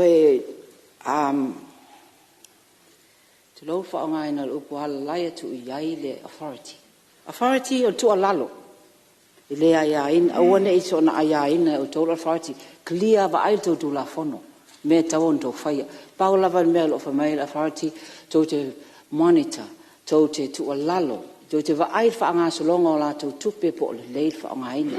Al mele ye o fa tonu ate Autu me fire fon fa vai tu fon fa vai. Fire la lo silfia vo tu ma lo me lo fa nga ina. Tu lalo. Back off authority. Tu ui tu ma lo fire la to ia ati nai. Jangan fong telai. Ia malie le sui fale alu polo tu la ia tu le tai malo. Aftai tai mo leva noa sama na tu lava e. Tu wa full sound no ngal sui ona esel ta u tu lalo ia o tu ina mai. Amata mai lava ile tu langa o lo o ese male media. Ioi. Ola va aire na. O te leto e manatu e whaini whina unga o re taita i o le malo. Ma la tau o lo whaia pelfa o lo a tau e le tunu. I lunga o penga te whailangi. So I decide. Si ria leo mai tu tonu le mauta nei whaia i whina unga. Nga ele whaina control le media. Whaia tua, whai mai o tau. O le mau tonu le tunu. Ai le leila. Tato mai ili tato Malae lea. E manino ai whaafonga mai le tunu. O ina no manatu ai ia o le amatanga fau lea. Ma wau vai fo. O tau la musa inisio lau whasalala. Le apo me le whetaui. E o mai le so o ka le tele. O niu se se. Ma nga ia lava ina se se. Upu matala ale malo ma whai unga le whai. O le mafu angarina. Ua whai e whai unga. Mo fasi de siral cabinet ele to e mai maua so tein e to e fa mala mai ni fina ngalo e amai e tau mafai ai e mi milo pe fa se e fina ngalo le malo o le malo ma le tarifai o le malo ai le leia ina tato Malae le au mai ava tu pe o lau sau no mai tai ne manaia se lau pasene tua e lei fa longo le taua. Le wa sa no le inflation e sa no le taua lo al menna le fai. Wa alu la lo pasene ala i lunga le taua lo ai sa wa pule ala au fai lo ia la tota. Le tau fa langa fa tu langa tu nel tato price control board. Na vesi. Ai sa o tato wall formulation le demand and supply asioki wa lunga atele wa lalo. E leo toe whetau i Samoa le system le na. Toe tu mai i le authority le malo. E control le malo. Ia le pa urta o loa na mai fafo alai silu. O le mele sa tau mwhaini, lau whai o loa taluaini. Na ona wha sioki au le moa. Toe punga mai. Wa si i mamau i ungarta. E leo toe mamau ai wha i u le Price Control Board Commission. La ua toe whiri e a nga i le malo. E matua i toe control le i la tau o lo whaia le tu langa le ma fau o le si fa le tu la fonoina o lo la ia pisai ni le tu lo na lua le mele wa o ia lau sa no ngai le tato fono fa vai ia na to te silfia le mafua anga na mafua i ona fight pro kitchen mo le tina ino tu malo ma le ato anga o le fainga o le pule i ati na ele tu malo le pule le tu malo ano fo inga le na umani o ina na to fa tu langa ile malo isi fainga fa vai fo ai sea e ai tu malo wa le fa maon wa fa pu sala la tu lo le ngana fa nga se tupe ma o el tu langa wa fai fa le te tau e tu sa malo fainga fa vai aba tu le malo e lan to ya papa tu ne malo to so mai ton ma pui la tu langa le ina ia fa nga fa te tau fa nga fa tu la fo ia nga o mo tu le malo ale atoanga le pule ave tu malo firi la to i la to poloketi e ati na e ai le tu langa le tu malo ale pule anga mar fa ton wino tu la fono finance management act le malo le o to te tau ye ava ai tu lo le malo le taimi nei o fa nga fa le te tau tu pe tau filo no fo inga le nei mo fa ta langa wa tu Tala loa uma le malo si anga inu mai tu malo walu ela le mele o fai fale te tau le na ye al fuanga ma le fa mo e la vai o le pui ngo tu pele tu Ta ua sa silo tu malo le. Pa solen tene. O lo atu ai tu futa foi o ta milo tu lava sopo tau le lei ile ai o tato nu te fa solo mai tau tai. Alo fai. No langona lo wanganga maftia ino tau atu stato nu. Toe a fale a lupo le nuu mafangaloa ele o iaini awala ta talun feola. O inano fatu nuina ele pura le LTA savai. Sila ia fa atare lu ma fale o fale a lupo. Ono o nanga na male vai tau tua wa leva na tau tua mata. Pia leva wa ta o si o tua ioe. E o fa longo I u leo to ina I lau sau mai malau fautua mai. O le nganga le na ia tutusa le manuia o I tu malo o malanga le fa pe mai o ma to fa me fa pito. Ia e uina ile launga mai lau awala. A le o fa tu le la fa lau awala. Ina ia manino mamala malama le lei pei fo na ngani mai e le va o fonti a o ta tia le wala le amata tu fa fa tau mang tolu le tsa no mai. E pelo tu le atu le fa mamla ma sa no ngasui. Malo va tai lo fio le tai malo ni si fo I vaenga sa fa pulpula. Fa malulu atu sus fono lo fa wau sa noanga ono o tatu tau mari tatu malo longa masani. Le mele la fa wau sa noanga le sus fono mai fale alupo pe tatu fo I mari tatu malo longa masani o taiau. O te fasisilatu fa tatia ese ngaluenga le Palemene mo langa malo longa masani o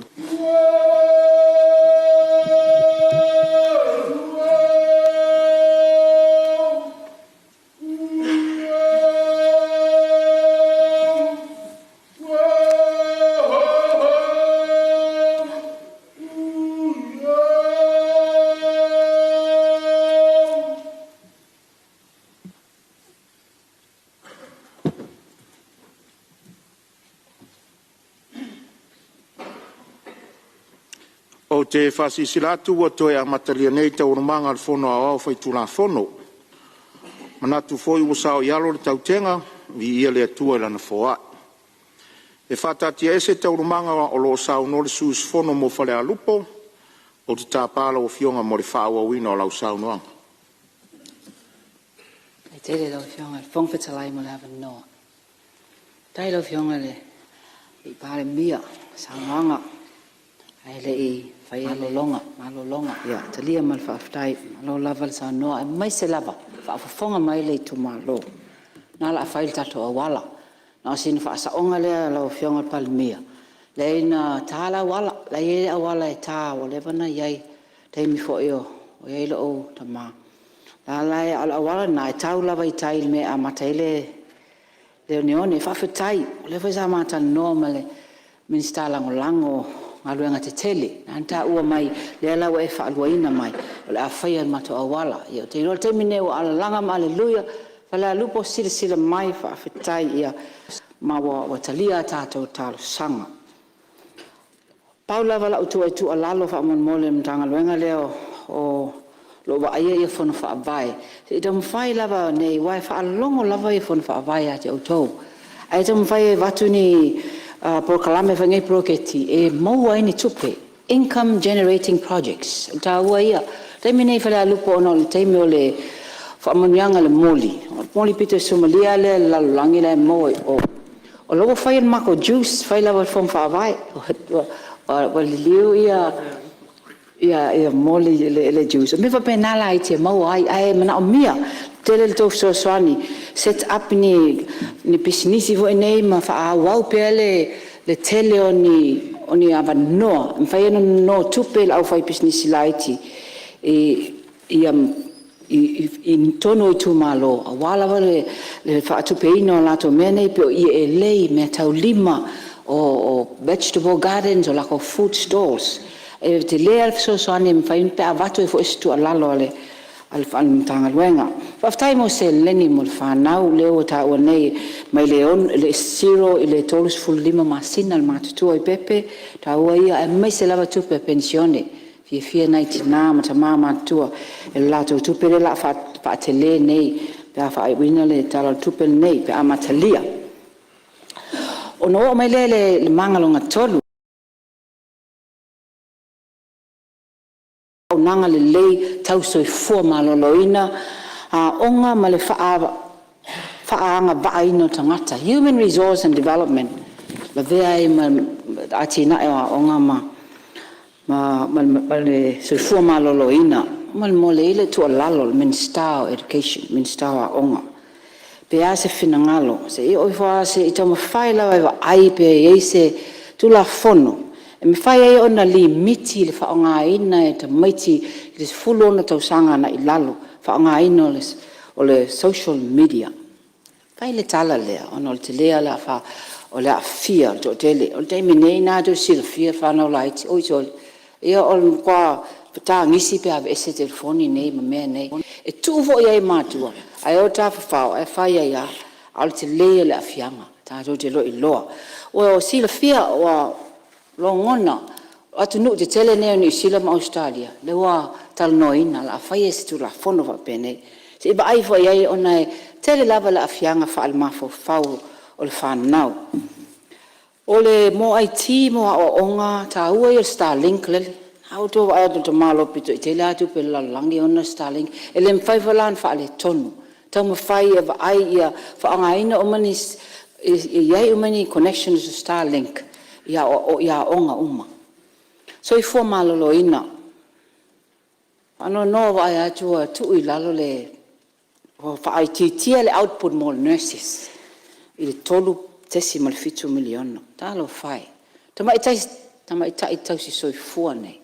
Lua masina o ia fal mai. Tau sanga lua fe lua full tasi se o tama sai ai. Mele sa mai tawina. Ngalu lua malosio tama itai fo mai nei. O me momo loto o lava ia facilities o fale o taimi fo ilo twenga luenga I le ma fai na fa vai fa pe na fo I li im tama itai fo mai tau male toa e se nga lue po puno wa ile fa long tinga e fa amalo si au mai fo e fa ia fo ilo tu ai mai fo mlato fa po o le tala se te ai fo ai lava tama itai fo mai to e whaatele I lunga pe e se awa tipi e lato half is wealth ye loa le mena pesile atu le whaolu lunga o le National Kidney Foundation to lo le matanga luenga o lo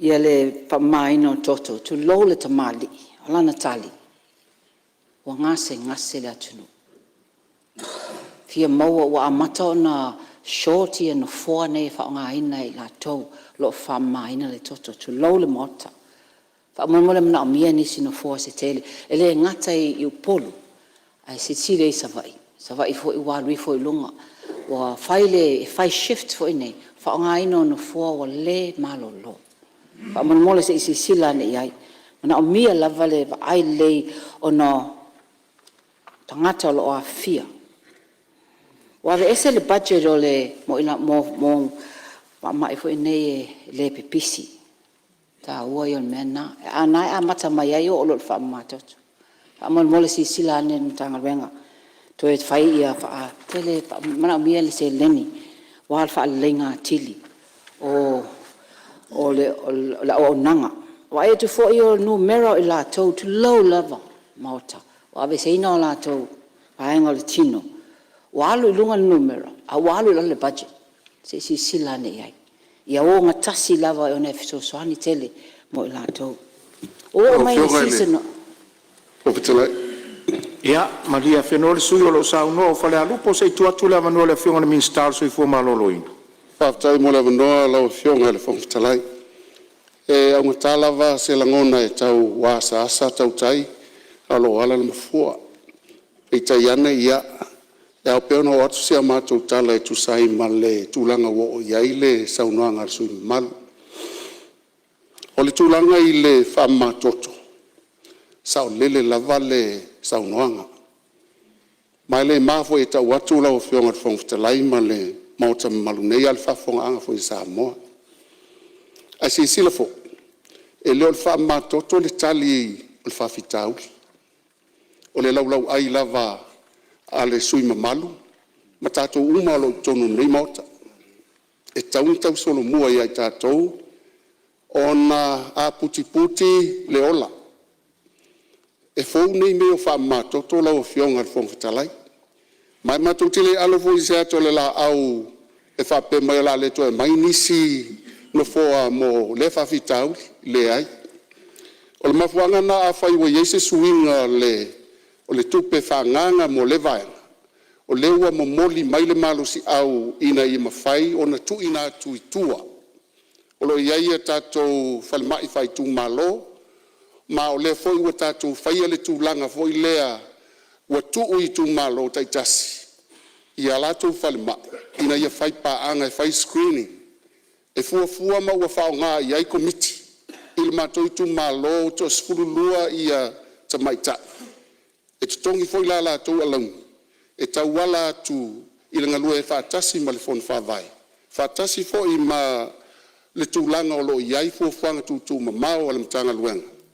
Ina ia awani a vea muto tua o se nofoanga tātou te manatu o le nofoanga o sulfainga. Ai a vea lau lawa mo lau maota. O le maota o sulfainga.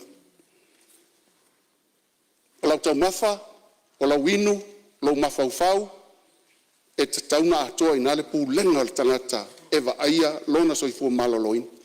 Mai le mawhaifua i ona whanau e au tamaiti. Ai ave ya simi ma sina e tau se la tau mawhanga. Ne ai, o lunga la lau ai le whanau mai tamaiti le. O inai a mata melinga luenga. A whaila e tini le soifua tamaiti i wha matoto. Wa ela lau wa ai. O au whawhitau. Mai le lei pelo o tala te isi atu le vaenga lea. Ma o nau i le tatou tanga luenga. Ina ia whai paanga ma le atu nuu atoa. Ma tau te le whatal tini se watu se wha malu ono o timu. Ai longa. Ai ma tau te ngā lulu e puno wa i aso whaiso. Ina i mawhaina tali manaonga. Ma o iai fwoi nisi fwoi whangatutu mao.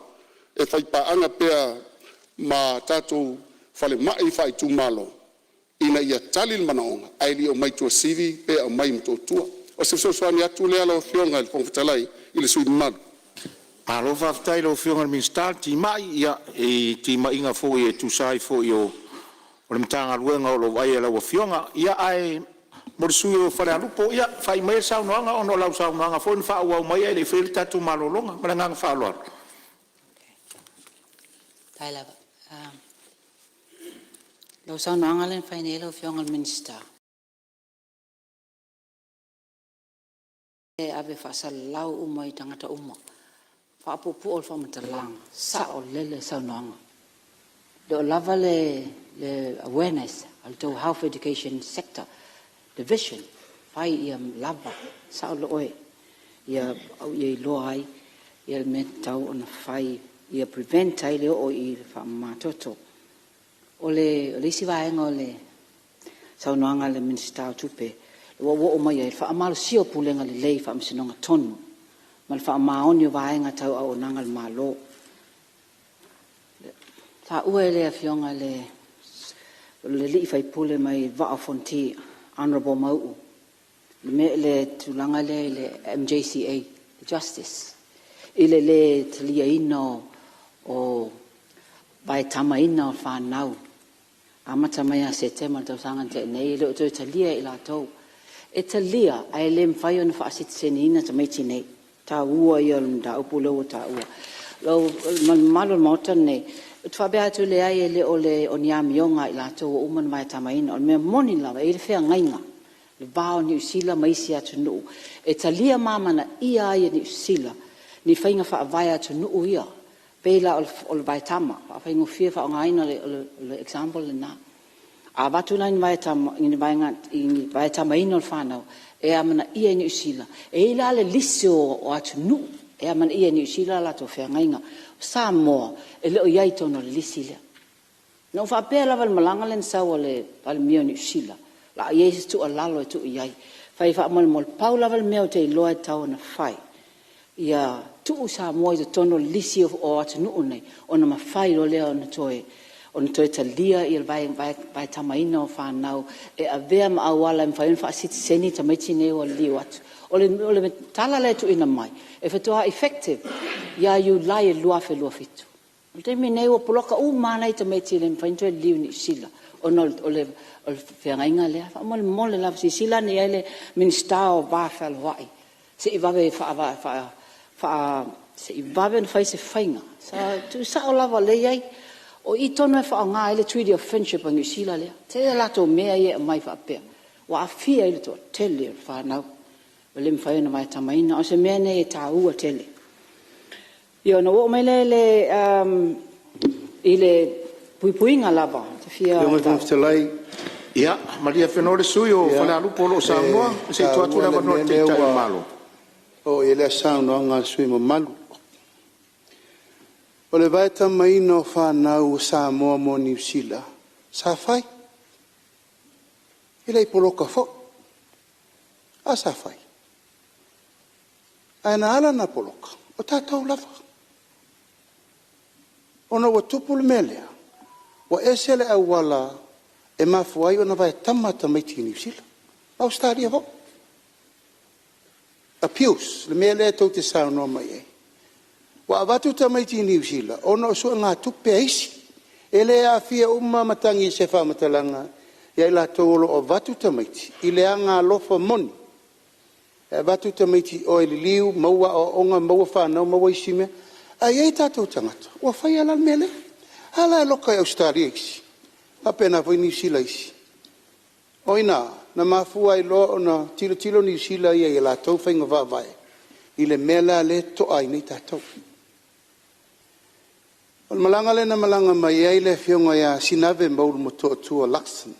Na o i ele matala melea. Ma o tāra sangalo i ai. O le ata pena le ai ai inga whaatala no ai. Le tātou whenga inga whawao malo. E le ai ma se mea na suia talun tuto tasi Samoa. Umana whai whenga inga tu uroi. O te tau ana tātou tiu tilo. Pē moni le whenga inga na whai. Ono su whātau sanga taluai. Ma o tauna tiu tilo le tātou whainga malo. E tu ewa ai the treaty of friendship. Pē o te tauna toi lelo. Lela toi loilo. O mana awe lau tua lalo. O le whātununga. E le tamai te pulo le foreign affairs. E wa ai umai a inga te tau na whatara noa. Ona tā pena lolo le malanga official. E o e whai whatara noa ngā mei. Ia, se tāli el palo tā New Zealand po whei ui ai. A ele tau fia ele tātou tā penanga le. Ele whape foi lana o le vai tamo tamo. O ka se tele o mata upu o te tau. Ona tātou mata i tūre le tātou vai ma New Zealand. E foi e whinau mai anae ma le lātou vaianga. A me tuite e whape Samoa. E whaatanga Palestina mai tanga te free visa i New Zealand. A whape tātou. Whape le tunu una lātou wa ia tātou mua. O la le moni o le friendship le. La le moni o le whainga whenga inga whawao malo. Ia maisi whaamanianga umalava e tātou o na maua e tātou. Ono le tātou whenga i New Zealand. Ai o lewa whatalanoa. O le tātou treaty of friendship lewa ta pena. A wale pui puinga o tātou tangata umalaya o mau i New Zealand. E male mea lava lalea. E pei e tūtū ma mao le malo Samoa. Ma tātou tangata lei o. Tātou vai le mela sa ili nei tātou tangata o. E o ala tau fosu lato. Tūlanga te mire nei. E tū le malo i mana onga o tātou tangata laia lala i atunu ma mao. O New Zealand, o Australia, po Amerika. E te tauna tū o le malo mo le pui puinga o me umale. Vai i lato i atunu i whafo. A ta ua lau saunoanga. A e peo no whai atu. Sa whatanga. E le whapena polo kalasa. Le stala ta maiti mavi. A ona watu tupu lo whawhita ulia i nisi o le tātou atunu.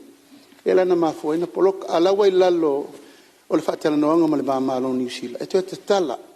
Ina e mawhai lana whamali ina fina ngalo o matua. O lo mana na oi vai tama lato whanau i lato ai. O wase lo mana i manuia mo le mana. Malo, sa uno fa mamlama lo fionga te tai malo ia manato lewa ma won le mai lo fionga sus fono ia fa i mai sa unoanga wa uma vodo tai. Ia, le no fionga fong fa trai fa tai lava. Le la no o tu ala lo tu la fionga Palemene. Le moni a le fai lava ia adoptions o le pala lava le tupu. To meti nei le liu atu. E le mawhai o na avea man si tse New Zealand. O le mea tono ana mana o mea sui o whenga inga lea. Whaamauma toi leo se whaamatalanga. Fia tau rawa whai numero 5 I tau pisinisi. I maoti le tau pisinisi mal whaalau teleina ati na etama ainga fio I se tala. I waalele ia. Ona sa taua. Ia wai loa nei. Mea mauti noa. Ele mwhaia na ngā whatia I tātou ni waalele temi nei. Ilea whaina la. Paole mea. Tu lalo atu. The fact-finding mission le nālu. Utei loa I nāu whaamalau teleina mai loa ini me tau ni tātou whaia. Ele wa befo e whai e whaatope lau. Whai wha lei lawa po le ase wa inga iai. O struggle uma I airlines all over the world. So ele se mea fo la a tātou tau mwhai e PS ona whai se mea o mwhai teimene. E wha lei whai le tātou due diligence, whai le tātou suenga, o ain consultants tangata understudying is airlines, ona whatao o le iai. ACC, len whata ua wa be fia moa refund o 30% e mawhai ona moa, ia la a tu na me fa ngo fi fa umai lo se fa matalanga ona fi o se tala I ta longa ai ona wa fa wina le taimi ta ua lava le promoter ta longa se I ayane ta to sa world jam 7 series aka pita to fitwele ngalo na taimi champagne la lang en fa yanto yo o yai fa yanto yo o yai fa bifun ta to se leni le so swani tamata alo so ele ngata la kapita alonga uma lava mese le weightlifting wai loa I tātou I le lalolangi. Whai ule se whamatalanga, whala lupoe Mulinu'u, tau rautou tapo inga, nāu tau whafonga mai la whai tātou awala, o tā ua mai fo ele minister tourism, whaftai lau whionga minister, o wha ngā solo ngā luenga mo le tātou awala lau papa fo ine le canopy walkway, te le tātou se leni, ia whape nā fo ele tātou na o mia pef so soani I mātou beach fales tourism o anif so soani o nai stand step in nai ia nai o tātou wharapotopotonga nei o nupi wha o le slack paim so Samoa housing se so soani nai whai business la iti lea mai mātou motu ia o le tu alalo atu na tau ia e nā lofa mai le tua pol te tele manuia lo whionga whonga patalai mai se le malu mal pau o mōta nei ai o wola tai fa malo sa no la fionga suis fono malu male tu malo fale a lupo fa malo ta pena ia o fonga mai lo tu malo tu sa fo ngalo le tu malo ia we fa le ina tono nota nei malo fa tai ar fa fonga mai sa mo mal ta po inga il fono uso le tunu ia o lo ava no la va mota mo si fina ngalo sa no a walta tu tal fa tawur tupe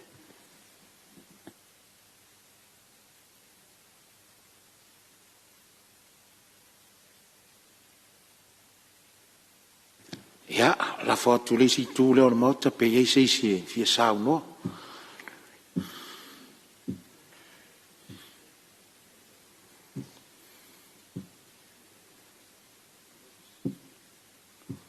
Io se tala e se ne ore tupi. Le ato se fulu su ne sa no. A le o lo no winga o se ata la fo io manino uma su ma malu le Palemene.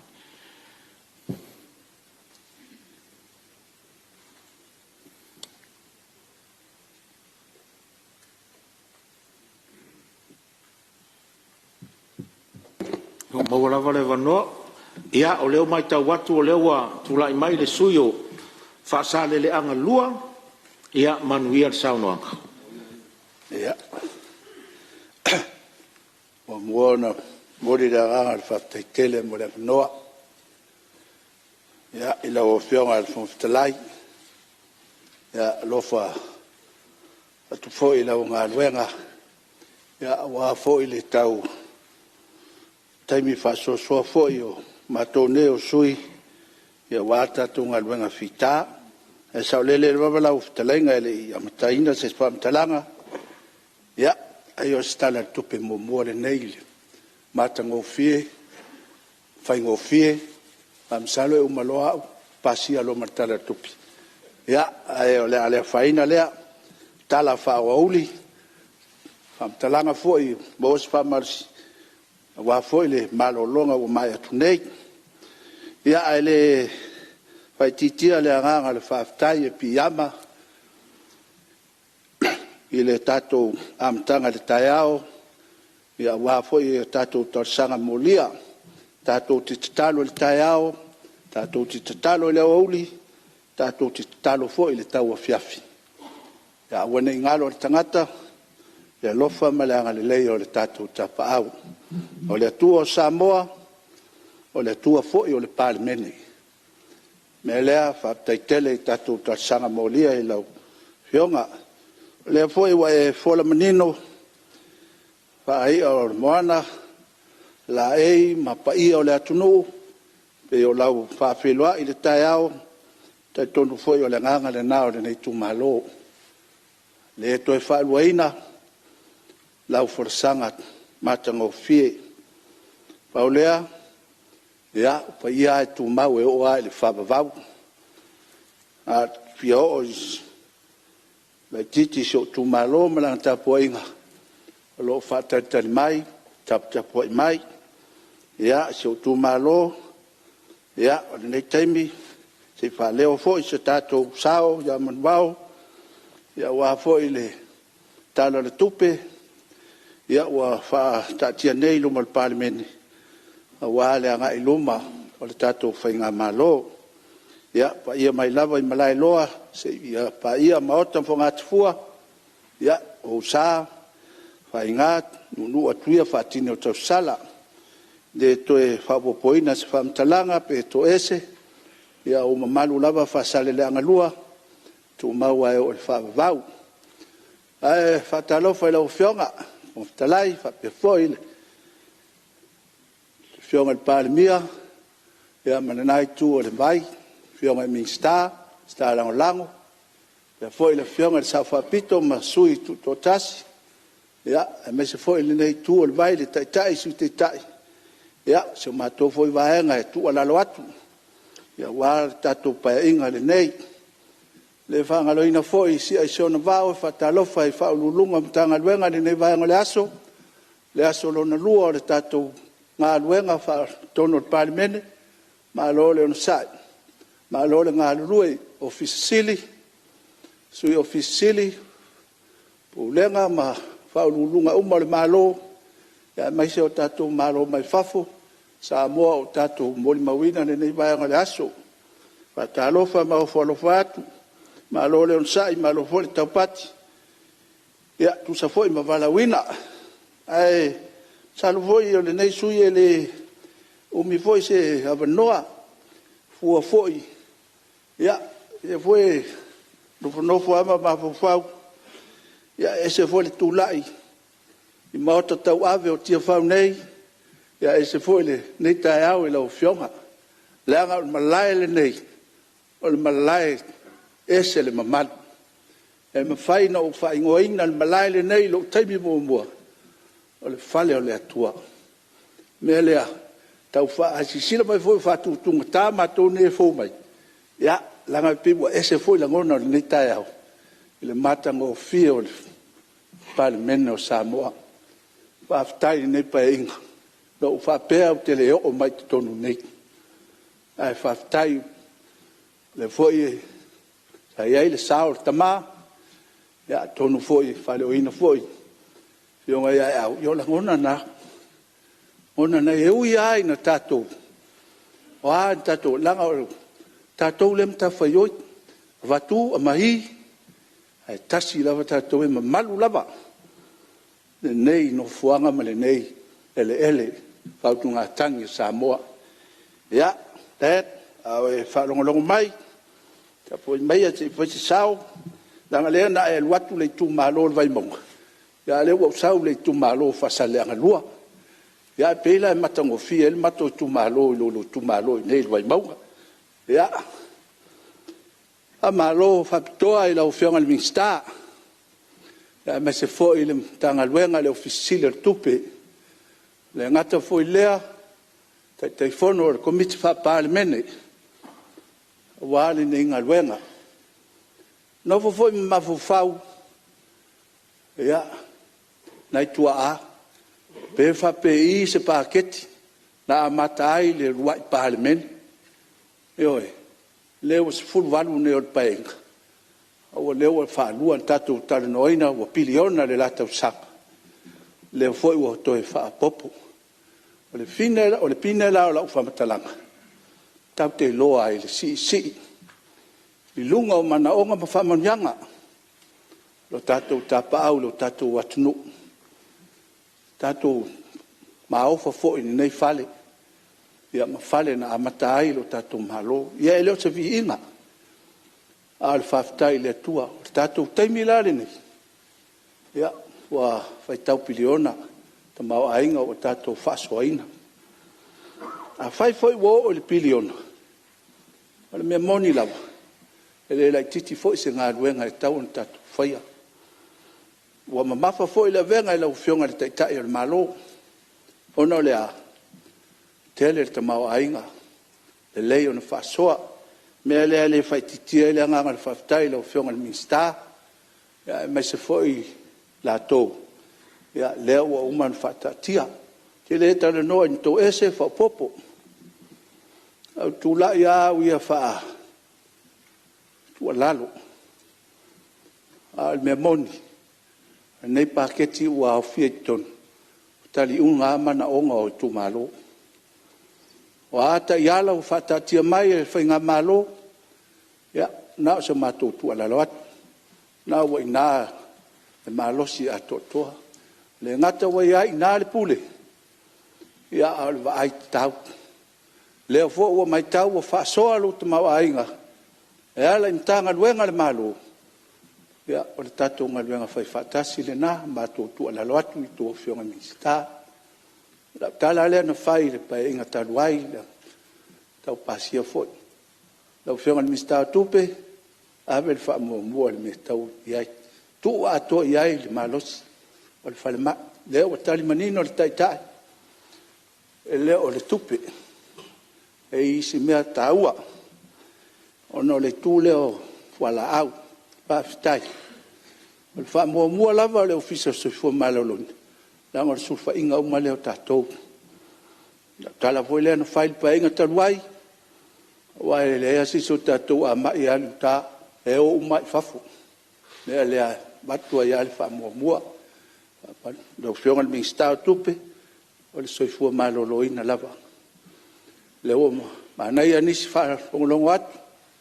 Ia, tala anisi awanoa. Whal mai whai tu malo, whal mai tua. Awe inisi au au nanga. Alongolongo foi po kalame te tai o le tunu. Ia, tapo ia lava. Whai wa o lau te tainga. E ala le mai o nisi fo mai. Manisi au au nanga. Ia, mai whale lei atile ele tatu soifua maloloina.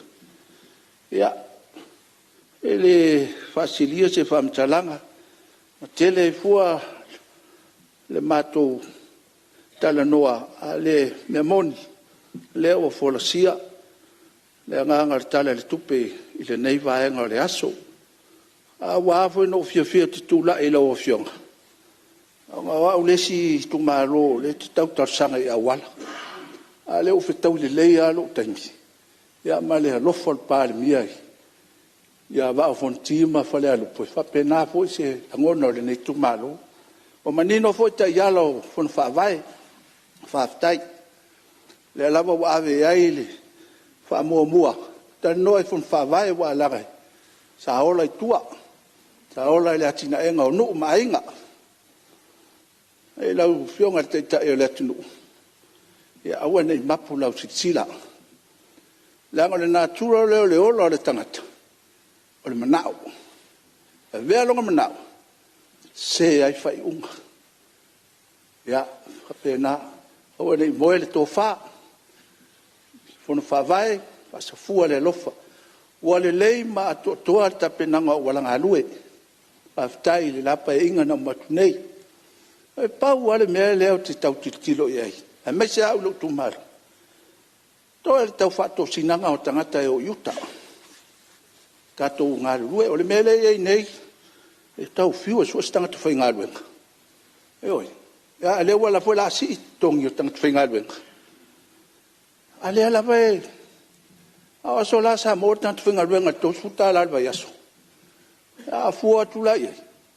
E wala ua se lauli masfuru tanga tu whai mamanga. E wata fiua su. E leo, pa wale le mele tau mafu fua. Po le ase a wala e. Toso tanga te uta. Fatatali uma, e lea whainga po kalame fafo. tele manuia le tatu atunu. Ai to tele foi le au fefeo ai te. Te sao fai foi tulu tonu pulenga ali fai pule. Ale bo no o tua le mele tau sangale. A fai a wale intanga tufinga luenga ini. Lau fionga tai tai. A mele fa tai tai a mai la ni tangata mai fafu. To i fong fa vai.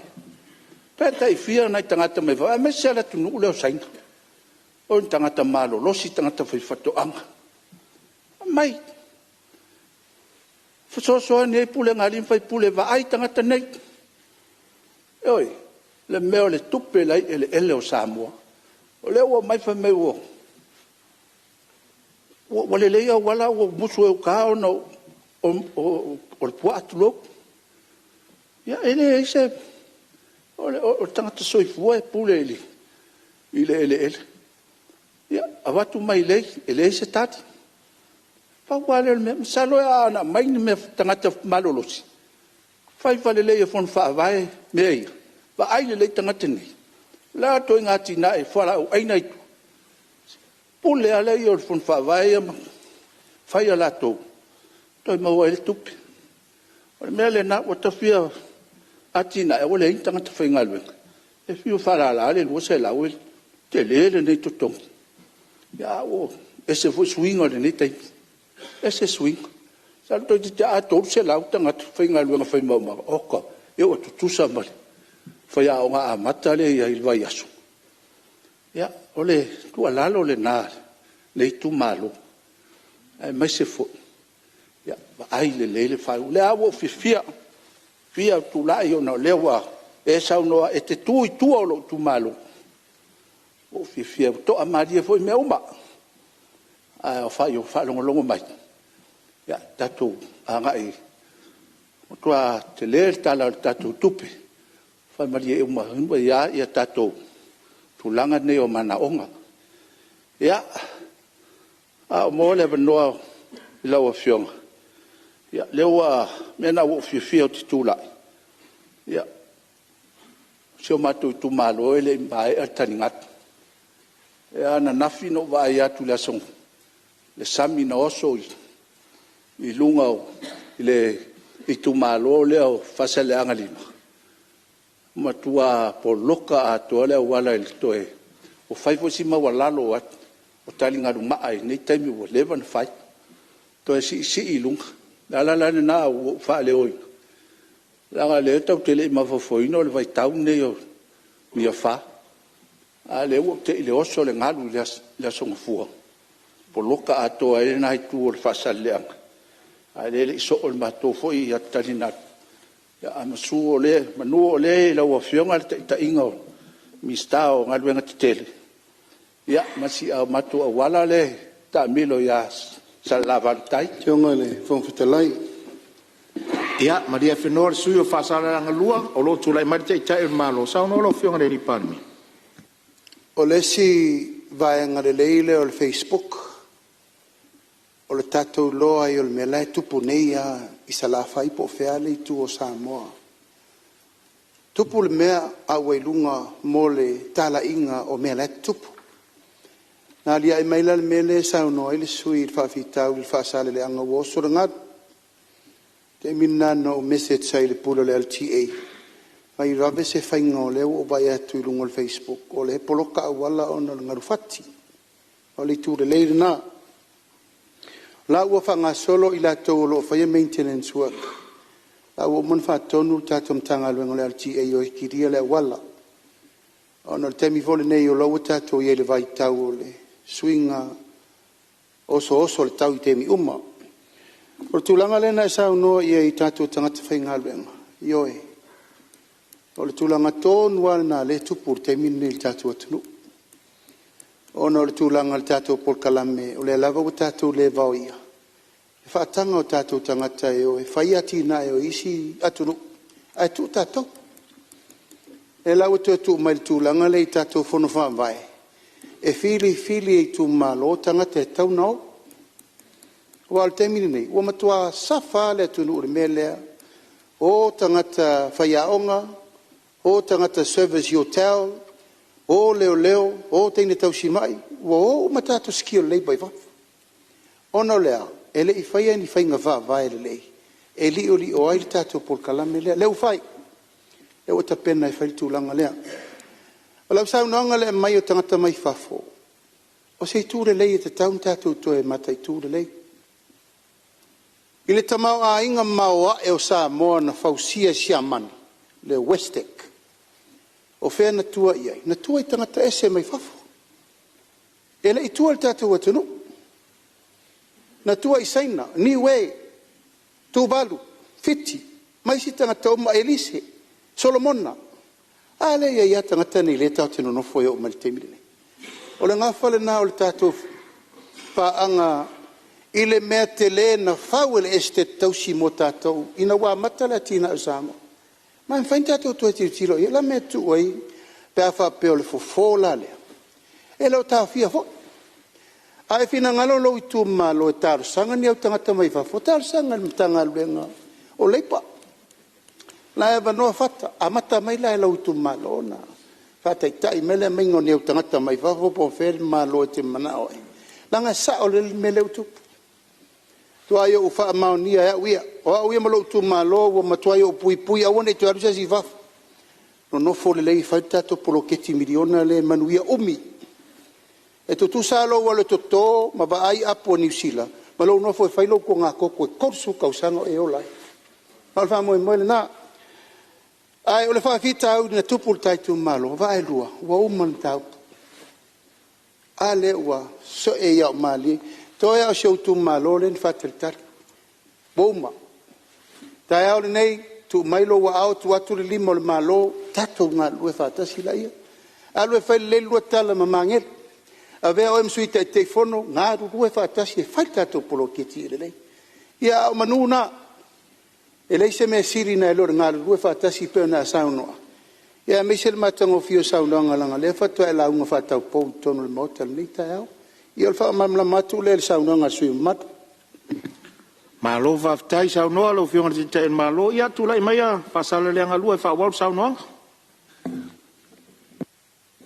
Ia vaftai o nga foi fa wila ver te te il malo ia bo foi si como la kiti.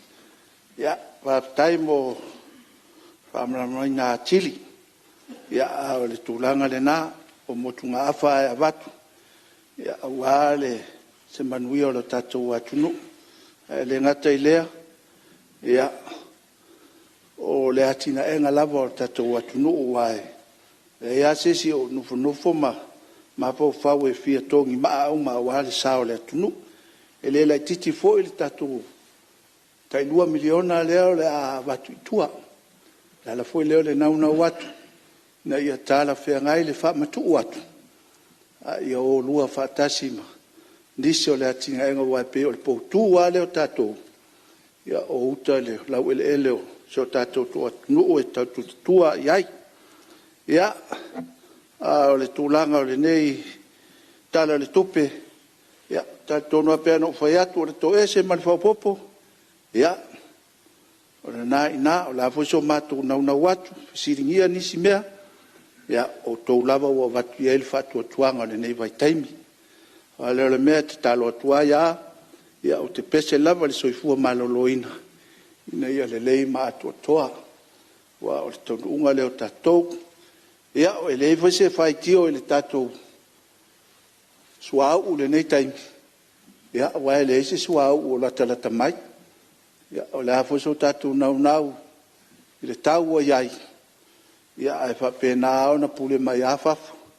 Tatou talo le whengai ngā lala sa hauni mbaua tala e seini la sfalaile. Ia wao ia ai whitawai. Ia lolofa mai atunu tele e atunu la iti. Ia wai whai ai lato. Ia ai masalo tautu e whito ai fo imale. Si igal tiso ni masina fou. Ia ai tatou talo pe a maua le file mua le lalo lani. Wai a fia uma ia e le ngata le suau. O loa e la umai. Ia o le tau o le soifuanga. Whapenao na tatou mana o mia I taimi uma. Ia, lau a whianga le whangwhitalai. Tūlanga le nei aso pe ana whai atu. Ia, te pawale lau whianga le teita. So matou a wala le manu le ua e whamanuia ia whale alupu. O le wala le o sala valutai, ta milo le tālanga o mea ia le whai alfon whaavai. A mole ai, o lo iai fo se atina e le lei na, o whale tali mālo.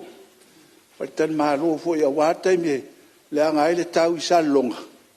Ia laila talata atu le tasina, whale tali mālo, ngai salava, ia ai sisila ne le wala. Ia me o pulu fo ngale au tafu.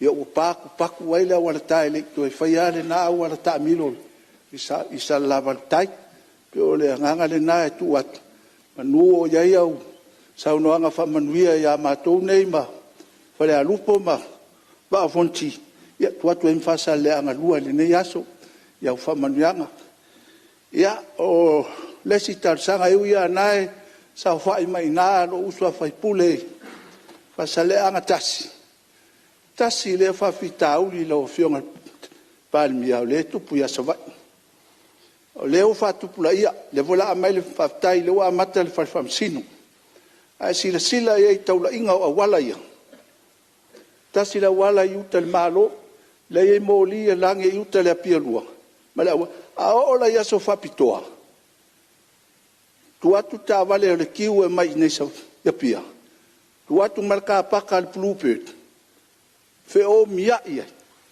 la talo la pa inga le net e uia tanga le te isa longa te no fo foi mo tau savali fasela ese awala kolosi awala in fatatia sau mele tu la ti tau la ima il market tasina awala ave ese ai le mele le fe o mia salo ai ia so papitoa ia me se foi malanga malo pe awat fe o mia ia il ka pakalea si tai tu la ke alu ile si tu e oi ole la ngona le na fa leo tu ai tasi le fa fitau li mo mato sava ia ala val fa so al malo nei pe ave ese male tavale ia kiwe sa e ko kamu fa kele ia ko ngui fo nga wa pu mo wale me ia ese ya tavale ia fa katkali mai nei ai fa va no pele wala na fa ya si fa i ton matu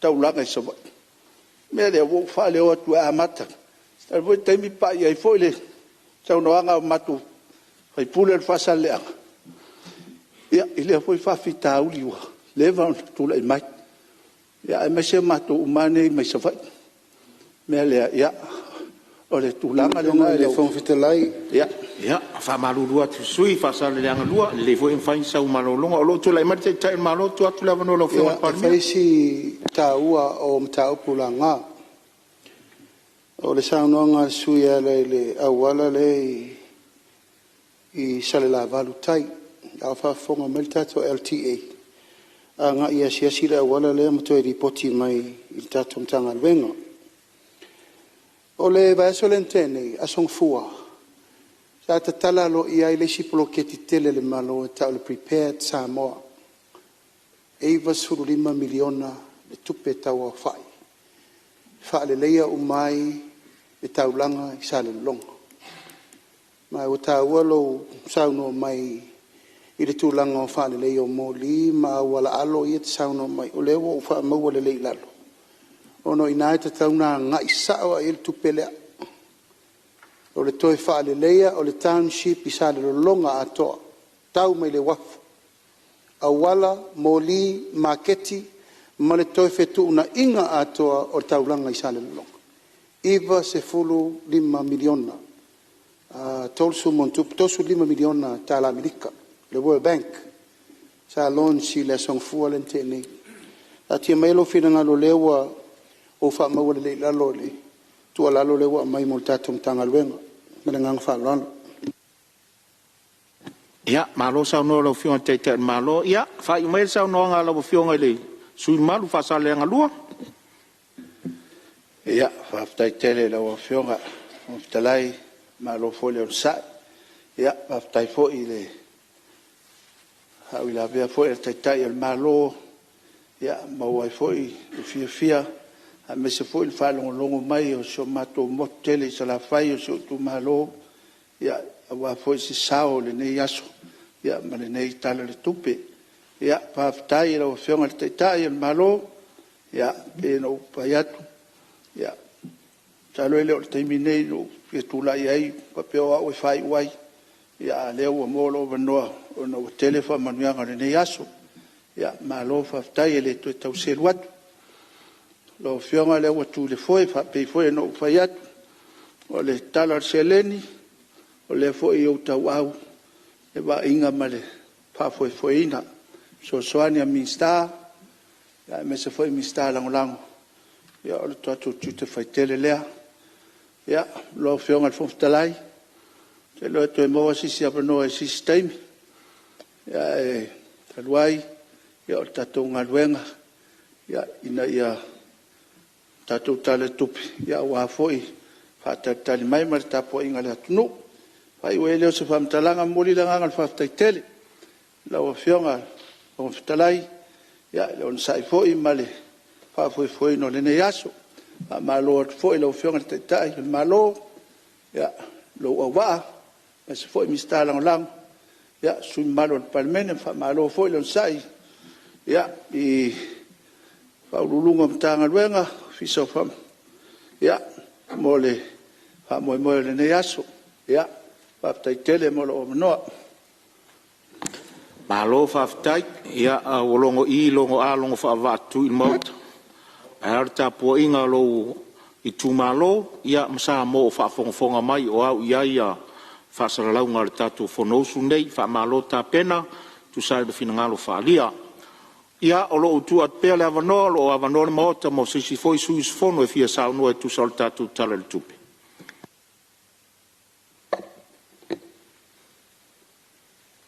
Lo fionga le talai.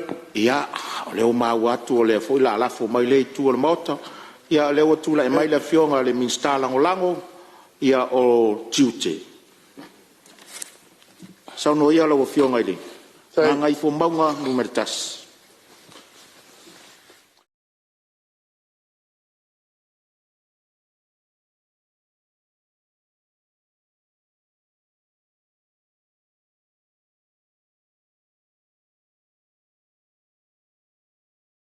ai le koe pe whakalenga I le whaleaanga.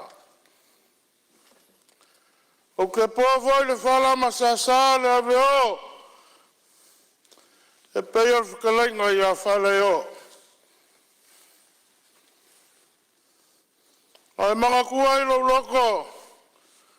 Le whakalenga le kui mangua. Nga whape ai le kaukoko o le whaleula. Kaukoko o le whaleula. Kuli makai, sila sila mawai. Pe whape I le safo lau o ulu kila ma, pasiu kila. O ngā whape lea o le kaukoko o le whaleula. Kui mangua, e mai e kaumua kasi le saa. O ngā whapere upu le kui mangua. Kanga I le lei le sao le mani koa. Aka ngu le sao le mani koa ngā pio pia malea. Whawhe kaui fola o sao kupu. E whape ngā selangonga I le kai au liunga lua. O le au a poko I le maka kupu. O le maoka e kau kupu longa ngafa. O le Malae, ngā sa ili ai kupu o le akungu. E mai o le Malae o le whauku ngā kangi a Samoa. Le loi maka malingi ma le koko masa. O le alele e ku ai lilia. Kau kalafoi ma le whai keke. E ko le pulou. E whaalo. Ngiau kau kua ma ngiau kako makua. Sa whakuinga le moka whango re kungu Tiafau. Whekau I whala kupu. Whekau I. E ngai whainga kā le moka le whauku ngā kangi. O le maoka o le kanga mamangu o le akungu. O le maoka o le kanga kia o le akungu. O le maoka e sa ili ai le kofa ma le uka. Ai mangui ai Samoa i runga o kelenga. Kulau ngā le maoka whongo. Kulau. Kulau ngā le fio la ua fionga i whongo whakalai. O la ua fionga o le whalanga o la fwoi luma le Palemene.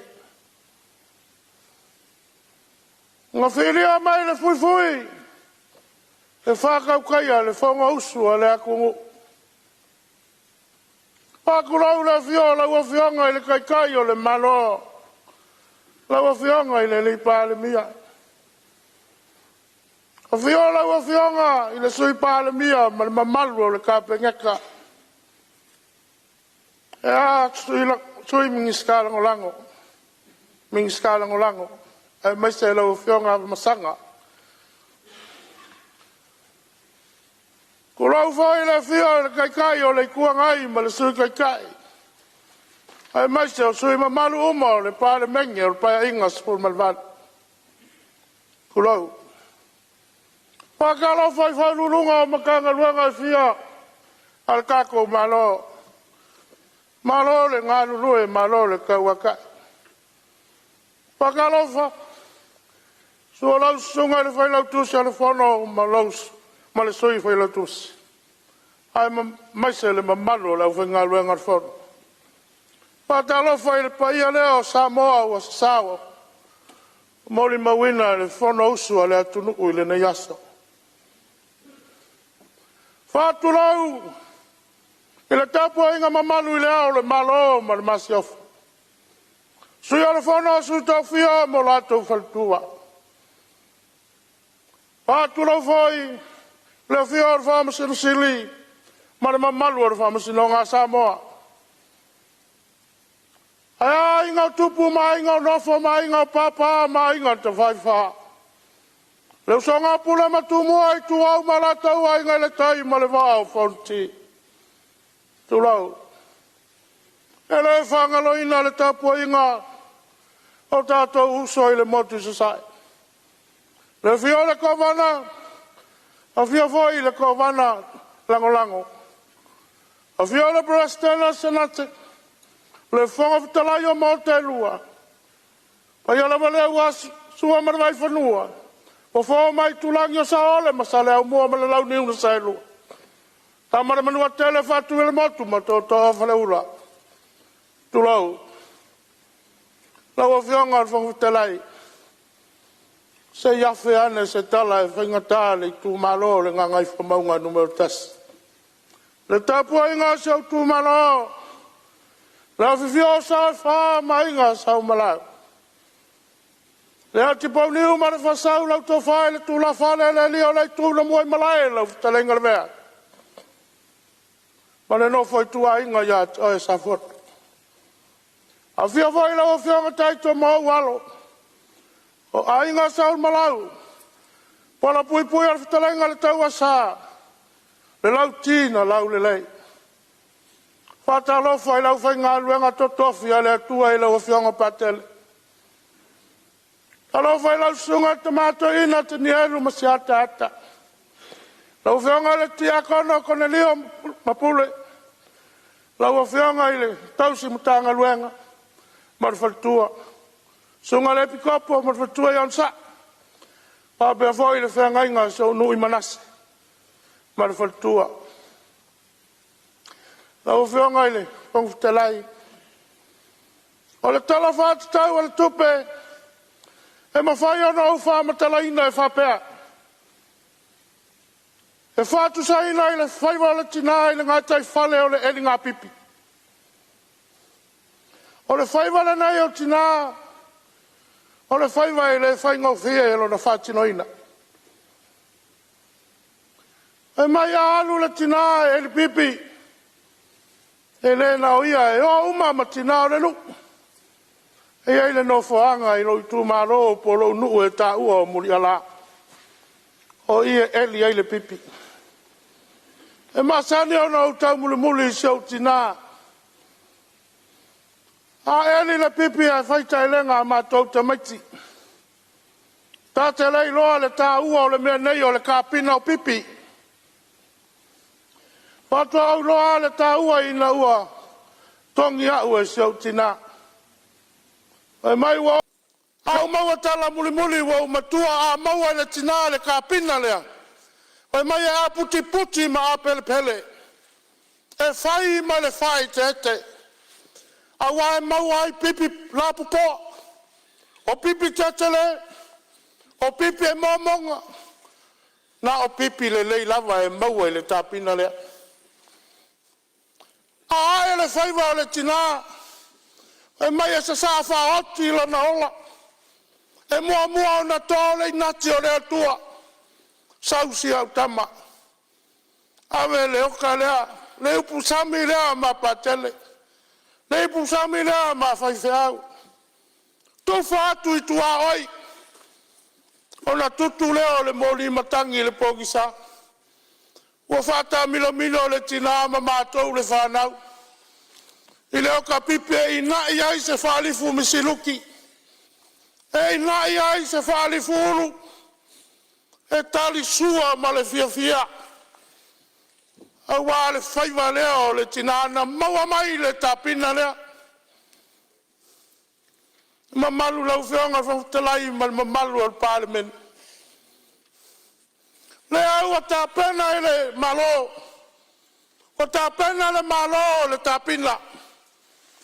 Le tāpina lea e manui ai ainga.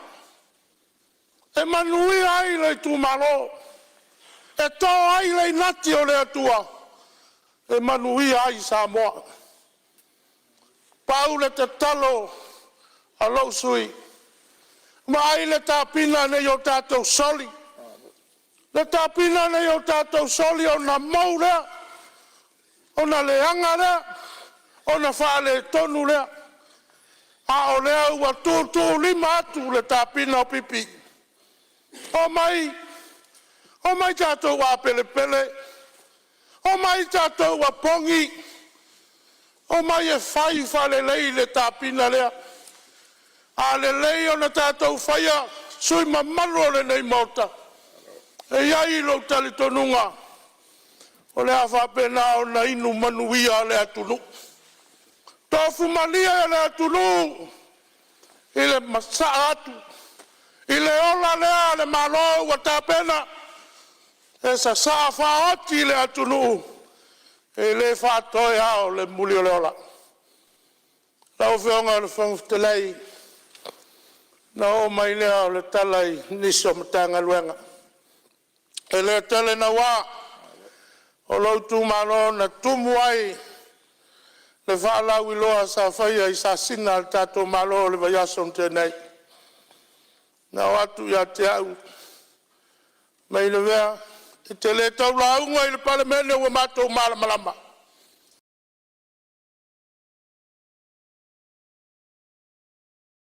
I le whiau na momoli atu le malo. Ma le matanga luenga. Ia e paua lea e whaleo le nganga o le whamalo ma le whawhitai. I lau a whionga le minista o sa hua malo loina. O sa ai ma whale mai a le nei tu malo lo i sa fotu. O i titi a ma ea. Ia tātou ngā luenga o lo whatinoina. O le maota o le whamai. Ia o lea whaua to e whate le whale mai pe on te talo atu ai. Pau au lea lau whionga le minista. Ma le mamalu o le matanga luenga. O le whale ai o lo ai au tawhane. O le maota o le whamai. O le whale lea sa whausia e le hitu malo. A tō ai ma le whale mai. Ai a whai loutou whinangalo. Ia anga le iane i si whale. Ua whaisina tu ai. A o le whale lea o lo lufi ai tau mawha. A ngase. Ia matou ai foi ma le inati o li i matamaitai whoma. Pa mole lau whionga le minista. A iai se leni o totoe. Ia nā le pui a matou e whaifale lei. Ia manai waia e si o ai. Ua lama lea mo sa fotu ma le tu malo. A leo voi le nganga le. Pāwhetai e ua foi e le mau mai se tali. I le paia inga voi na tuana nei. Ia o leua se ei mai le fionga ia ingoa matua ia Alex. Se o tali ngalo se utu malo.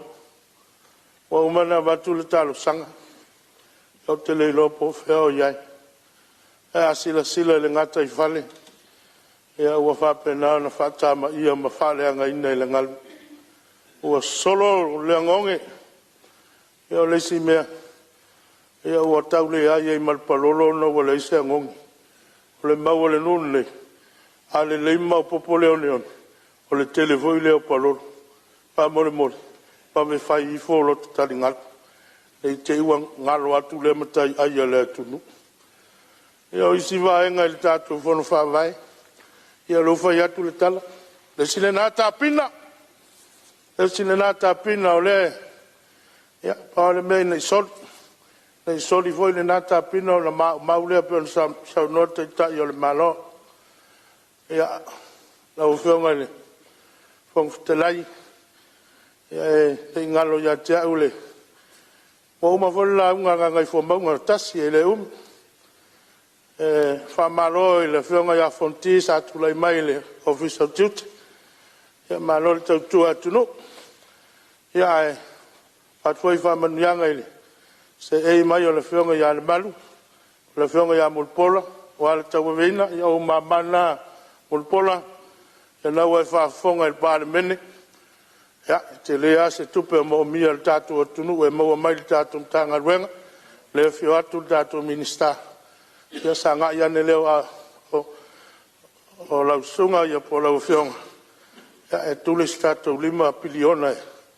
Wa le atina o Samoa. Ia alofangia foile au waa. Le matanga luenga. Ia iaile file mua le li. Ia. Amulima le. Hai leo sa mātou whamtalanga lau fionga whangfutalai. O le. Nai whamai sengai.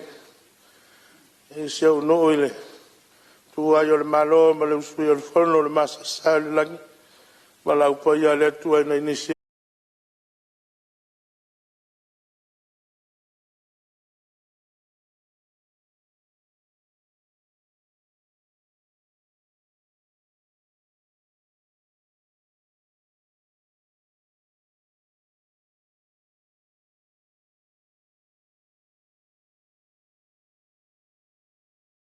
le o le tu malo ia fa malo ta pena ia wa pa I foi lo fina ngalo fa ma fana fana ono le vala au pa ia le tu ia fa ma fana fana le nga le tu ai tu sai o lana vala au iso le tu malo fa malo ta pena ia o lo mo wala va tatu avano ni si o suis fono fia sa no tu sol tatu tal fa tawur tupe nei luo ono luo o lo fitu.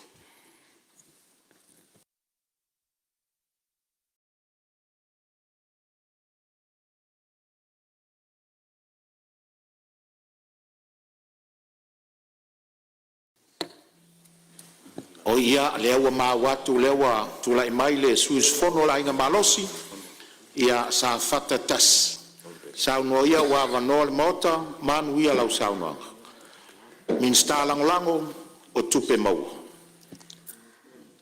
faftai lava lau fionga le fonga fetalai ne so o le fau ma le fau o na ia le o se situlanga ai manu ona o le taimi ma le fia whaanga ina te sau o tātou menute. O te muai whaafeloai ma whaatalo whaatu I lau a fionga I le fonga fetalai. E whaatalo whaatu fo'i I le afio I lau fionga I lau mamalo le malo ma lau masiofo. Whaapea sui o le fono sui tōwhia ma masiofo. O te whaatalo whaatu fo'i ma o whalo whaatu I le susu I lau susunga I le li palemia ma lo whaletua. Le mamalu I le kapeneta. Le sui whafonga fetalai. Whapea minista langolango. O te whaatalo whaatu fo'i I le awhionga I le whaamasino sili ma le matanga luenga o whaamasinonga. O te whaatalofa atu fo'i i lea talanga, i lea fio, le taitai o le tuangai. Whaapea le afionga le sao whapito. Masui mamalu uma o le Palemene. Whaatalofa atu fo'i le au sa le vi. I whata whaitaulanga e fia i tutono sio tātou atunu'u. O i lātou o loo whanono manu a wase manuia o Samoa. E whaatalofa atu fo'i i ulu o matanga luenga. Ma pisinisi tuma oti. O i lātou o loo vae malima i ai le mālo. Whaamalo tautua. Whaamalo whai o le whaiva. E whaatalofa atu fo'i le nātalanga le tapua inga si o atu no pele. E le ngalo fo'i le tapua inga le afionga e le konesula Samoa i Aukilani o le lupe whaalele a si o itu malo. E le whaangaloina le tapua inga le tātou motu i sasae. Le afio le afionga le kovana le lutena kovana whapea le presidente o le senate.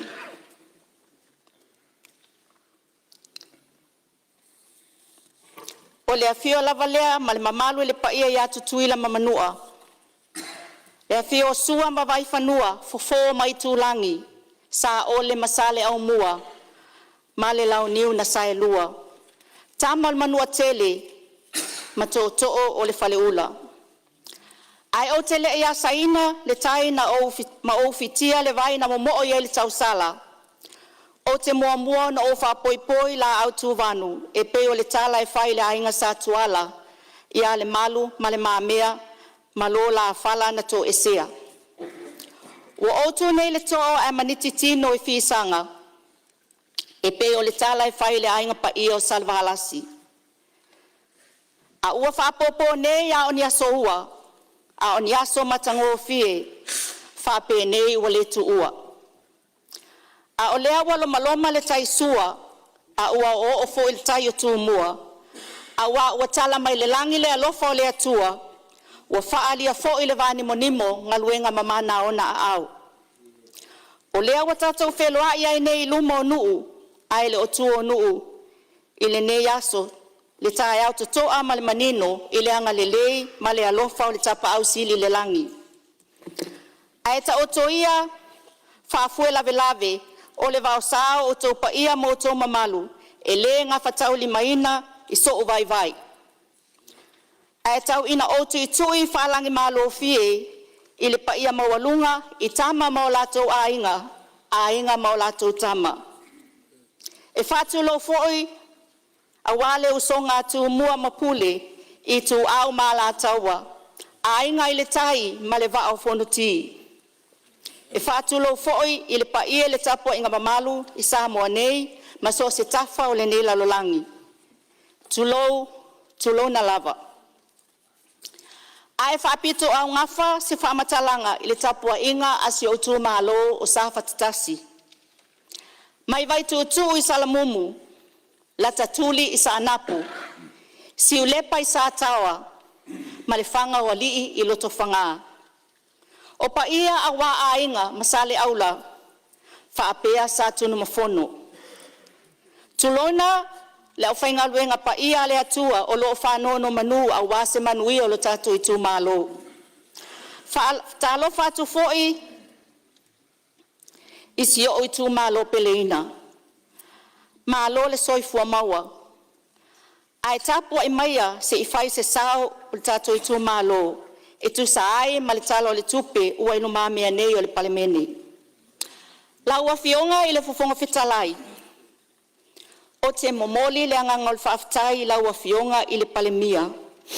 Ai maise la ua fionga le minista o tupe. Ma le matanga luenga o tupe. Whaapea le mamalo le kapeneta e tusa ma le nei tala o le tupe. O te whaingoa ina le nei tala o le tupe, o le tala o le alofa. I a Samoa maona tangata. O O se tala o le tupe ua whaamuamua ai le soifua manuia o tangata lautele. Malo le alofa. Elena o upu ai whaatinoina e ala i le soifua le leo tangata. E peo le manu lauti a le tatou vaenga whaupu whai le whaatuatua i le atua watasi ia whaamuamua tangata. O le mafuanga fo i lea o le matualanga langohina o le malo e le nei tu malo. Ona o le ave o le whaamuamua i tangata o Samoa. Whawhetai mo le siitia o penisione mo tangata matutua. Benefiti mo na i tangata iai mana o ngā whapitoa o le soifua.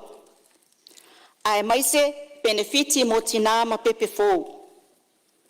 Mai lava i le pepe se ia o ia o ngā maululunga mai universite. Whaingaluenga ma avea ma tangata penisione se ilonga lava ua wala au le atua. I le soifua o loo maua pea le alofa o le whainga malo i tangata Samoa. Lau awhionga i le whongawhetalai. E tau wala atu le whawhetai ale nei tū malo i lau awhionga le Palemene ma lau kapeneta. Whawhetai tele mo le nei talo le tupi. Malo le lufi lima le lei. E ui le tele o lui tau o lo whiangai ma le lalolangi wa awhia i fo i Samoa. I le tau o le soifuanga ai maise le tau whaleanga i le social media. E wha asese ai tangata. Ai e le manu malo le ti Upolu. E le tu la fua ina Samoa i le tatou atua. Tatou wha atua i le atua. E peo le ingoa le tatou vaenga wha upu whai. Na te le tu la fua ina Samoa malana whainga malo. Whaafetai i le sao atoa i Samoa nei, ma Samoa ia tunu e mamau. Ua mai tauina e tu sa ai ma le talo le tupe, li si itia o le tamau a inga. O tupe whaamomoli mai o tatou tangata mai whafo, ua si itia foi, a tatou tupe whaaleo foreign reserves. O le whaamaoninga ia o lo le lei ma mautu whainga whaavai, tau tupe i le taiala o le whainga malo, mo le manuia o Samoa. Wha malo ma whaafetai atu le nei tū malo e tusa ma le tūlanga le lei ua iai nei le tamau a inga o Samoa. O le tatalo le nei tū malo i laua fionga le Palemene tau ala atu le whongawhetalai. Awa lava le amana ia le polo e moto i tua. E tau tala ngā luenga whaatino. Whaafetai mo le polo keti miliona. O le poloketi o lo au mai ai le whiau tāua, o le wha muamuaina o le soifua o tangata. O lea wāti na e whātasi i le taimi e tasi le atunu'u. Mai lava ia le ipata, se ia pa ia whale alupo. Ua manuia Samoa atoa, e au fia ai ma le nei tū malo. Manuia tangata teitoa tasi. Manuia a inga. Manuia nu'u, manuia e kalesia, manuia a onga, ma le soifua maloloina o tangata i le taimi e tasi. O le fesili, o ana fea na tupua i lea mea Samoa, lea ua whato atupu. O se amatanga fōu, e pei o na iai le paia inga le nei. Samoae, whapea fo isi o i tū malo. Tātou tutu whaatasi ma le malo. E pei o le manu lauti o le onos ful whātau sanga o le tūtu atasi. Samoa ua tasi, mo se amatanga fōu. Linga, o loo iai pea se whaale tonu ona o tūlanga i le whanua i sa napu. Ai tuai ai ona whausia le whale mai fōu. E tatalo atuai i la ua fionga le minister. A whai o le mafuaanga lea ua tuai ai ona whausia le whale mai fōu o lo i tū malo. Ona o le whanua i sa anapu. E tatalo atuai i la ua fionga le minister. O lo ua iai nei le whanua i sa tawa mo le whausia ina o le whanmaa. No fionga le whawhitalai. Ia, le fo le fai se malolonga lo fio sus fono. Le fo le fai se malolonga lo fio sus fono lo sao. No sei tu atu la vano mi sta so fo malolonga. Fala ve atu lo alo le sao le.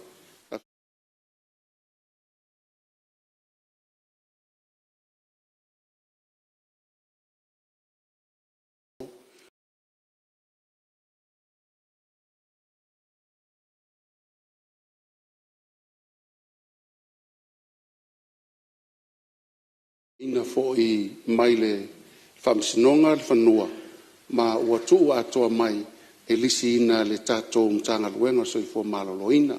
Paua o lea ona ia inga ia I lātou lo mai tupe mai le World Bank o lātou sātou sia le ata. Ia ma le ata su whamiliona le tau le ata. Pea whaatino le whanima. E leo o atu iaise te leo le tupe na whaanganga mo le whanima ai o lo tātou I tu malo. E 2 miliona le tupe la iai. Ma o lea laua maea, lea la tu ina atu fo I le whatautainga I se tasi e mwhaintu si le ata ma whau le whalmai. O na whaatino lea, ai talo atu I le awhionga le sui malo sa whata, e maisi fo le tātou I tu malo. Whaatai le talo, toia o seanga, o na whaatino lea le tātou whalmai. A wafo, futa maea ia le tātou whengainga ma le World Bank. I le whai unga le tausanga fo lusu ma fitu. Lono winga, o lea ato tau sanga ma le afa, e toi whatatia I se ata fō, whatasi ai ma se ka muta, ia mai lato e tusina, ina I mawhai on whatautaia le whamoemoe, le ava ma le mingao. Malo whaftai lo whiongan mista so I fua maloringa, ia masalo leo tali le vaenga sa asa I el sau noanga lo whionga le sus fono, whaawau sau noanga sa whatatas. Momoli le ngangal whaftai le whionga le minsta, whaafofonga fo ilo I tu malo mo le saunoanga manino whaftai tele le anga lei lona lua lawa whionga le minista o le sio manga lawa whionga I le ngō matua ia ali le minista o le sio manga e tala sanga tu lava I le talingalo o sio unu o sa tawa ua matua whaina ona luma maota matua maota ona ole ia ina ile sami. O lewa fo na tu ina atu tau sanga tu susia I paia inga o mawai, I tu sai ma le fia fausia o talingalu I sa tawa. A o maso wale ngā tai fali, o Sofia e le ngalu maota malawa o lo tu matawhanga.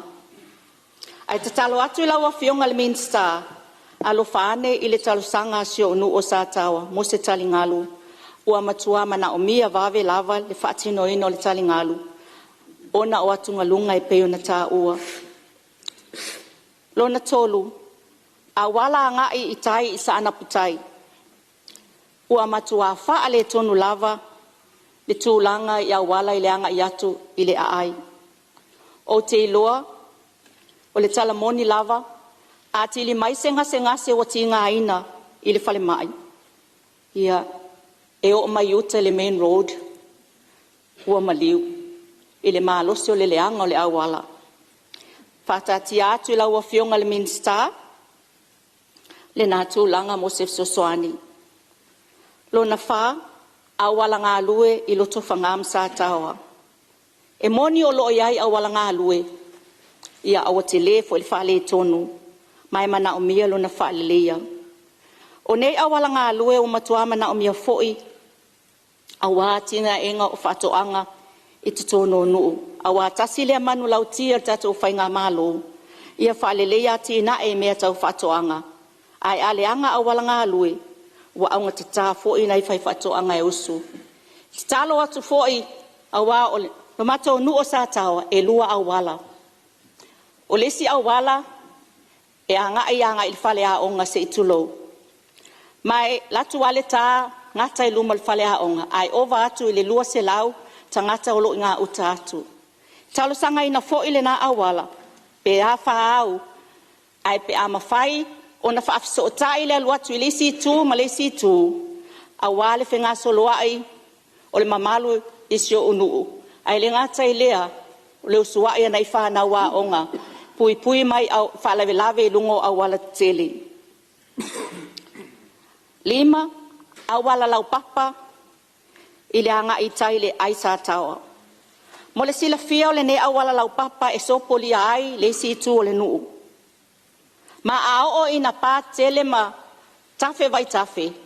Ia ua ova I lunga ua overflow le vai. Ma ua le mawhai ai ono sopo ia le si tu o le nuu se I tu lou. Ia whata atia tu fui I o au tafa le nā talu sanga wha moli.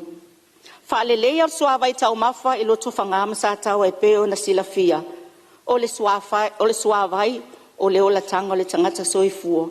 Ma e tatau o na wha le lea le atulanga a wale soifua malolo ina o si o itu mahalo. Muli ane lau a fionga o moli a wala. O te loa o le tele maleano noai o moli lo iai le taiminei ua pepe uma. Mai sila fia foi e le mamalu le Palemene. Le pongi sa o ia vai a ai ma ia tūlanga uma I tutono le alalafanga. I le whea fio ai o tangata o shio tūmalo. Ua uma se la unga a sa whatatasi.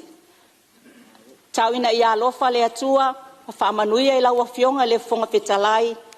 Ai le ngata I lea o le fionga I le Palemia. Ma le mamalu o le nei Palemene au au.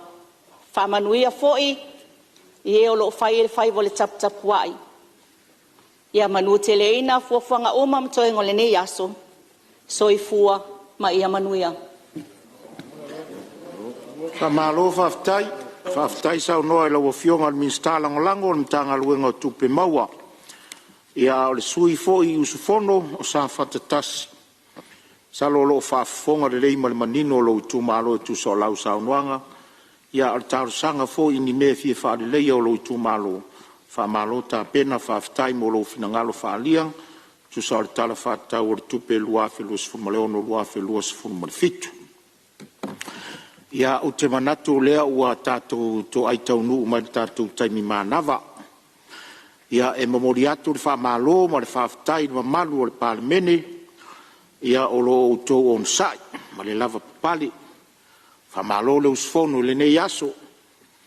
Whaftai at fo I sui ma malu sa saunoa le nei aso. Wha malo tā pena. Whaftai sa moa I lau tāpua inga. Mai maunga tutele o atu I maunga iti. La Autu lango sua ua maea manui ai whaiva o lau Palemene le nei aso. I wha manuia le atua I a te oe le atu nupele tu sa o lau tāpua inga. E more sila fia le Palemene ia ua iai le fuafuanga. E fia whaia se pue ngata le Palemene I le taeao a taeao le taimi malolo pe a sopo iai lo tau soifua. E wha mauai le ata o le tātou pae inga nei lona sifuru ma le vadu. So ia tā pena le mai lo la e sili ai ona e la le lei na wa. Ia wā le wha moe le aso a taeao le taimi o malolonga. A e tātou te lei tolpo o te tāro sangatu le suus fono mo le vao fono ti. Au sunga te a konko inga. Se e saunia se te tālo e whai wai le tātou fono. Malo wanganga whāloalo.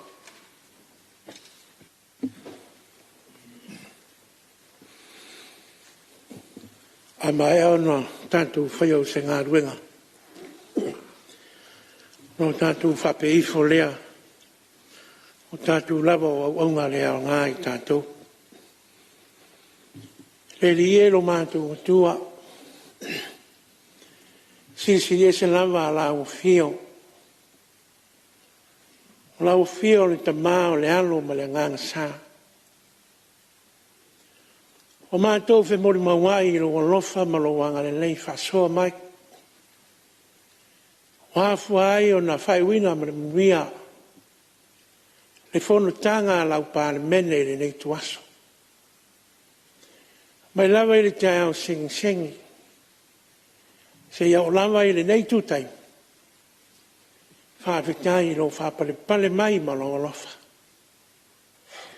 O a me le nei ma mātango fie. O le leo no mātou tā pena ma whai aleri.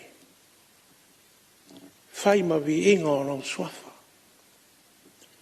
Awa ni whare tonu. Wari o mātou mo sei. Mātou to ele i o ruma.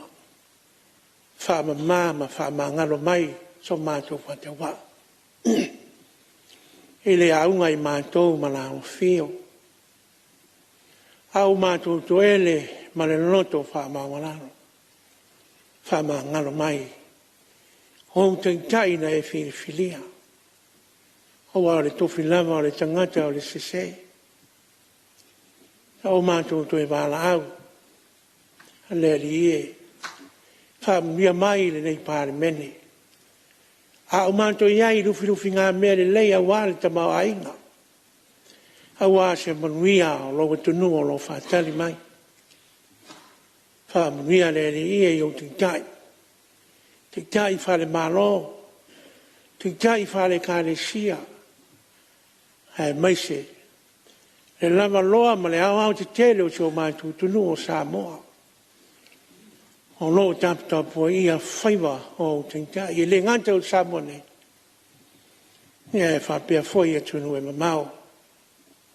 Wale a tāpe matu ua I mātou. O le li turiroina I mātou e le mana o lo wanganga. O ato e ngau le nei aso. Whama manu paolo. Au a rofa o lau fio. E wai fi au o toi mātou te tano lea. Rofa ngia Samoa mai ona tua oi. E meise ona tangata anu. O lo sana lau man tala Autu I atunu e fia. Ma le nei lano langa. Mātou te tano lea e la lava. Sua whapero Jesu Keliso le liro mātou whaola. Ua ole ma mala au tuai nei. Amen e ma amen. Whaftai lau a fionga, mo le talo whaiwe whamanuia ai le tue tusa tātou whontanga le nei aso, whamanuia le tue lau fionga I so sto finga. O te whasisile atu wa tolu ponei tau manga le whono au whai tula whono, se iau lia le aso whono tai au, I le tula iwa tau sfuru il tai au.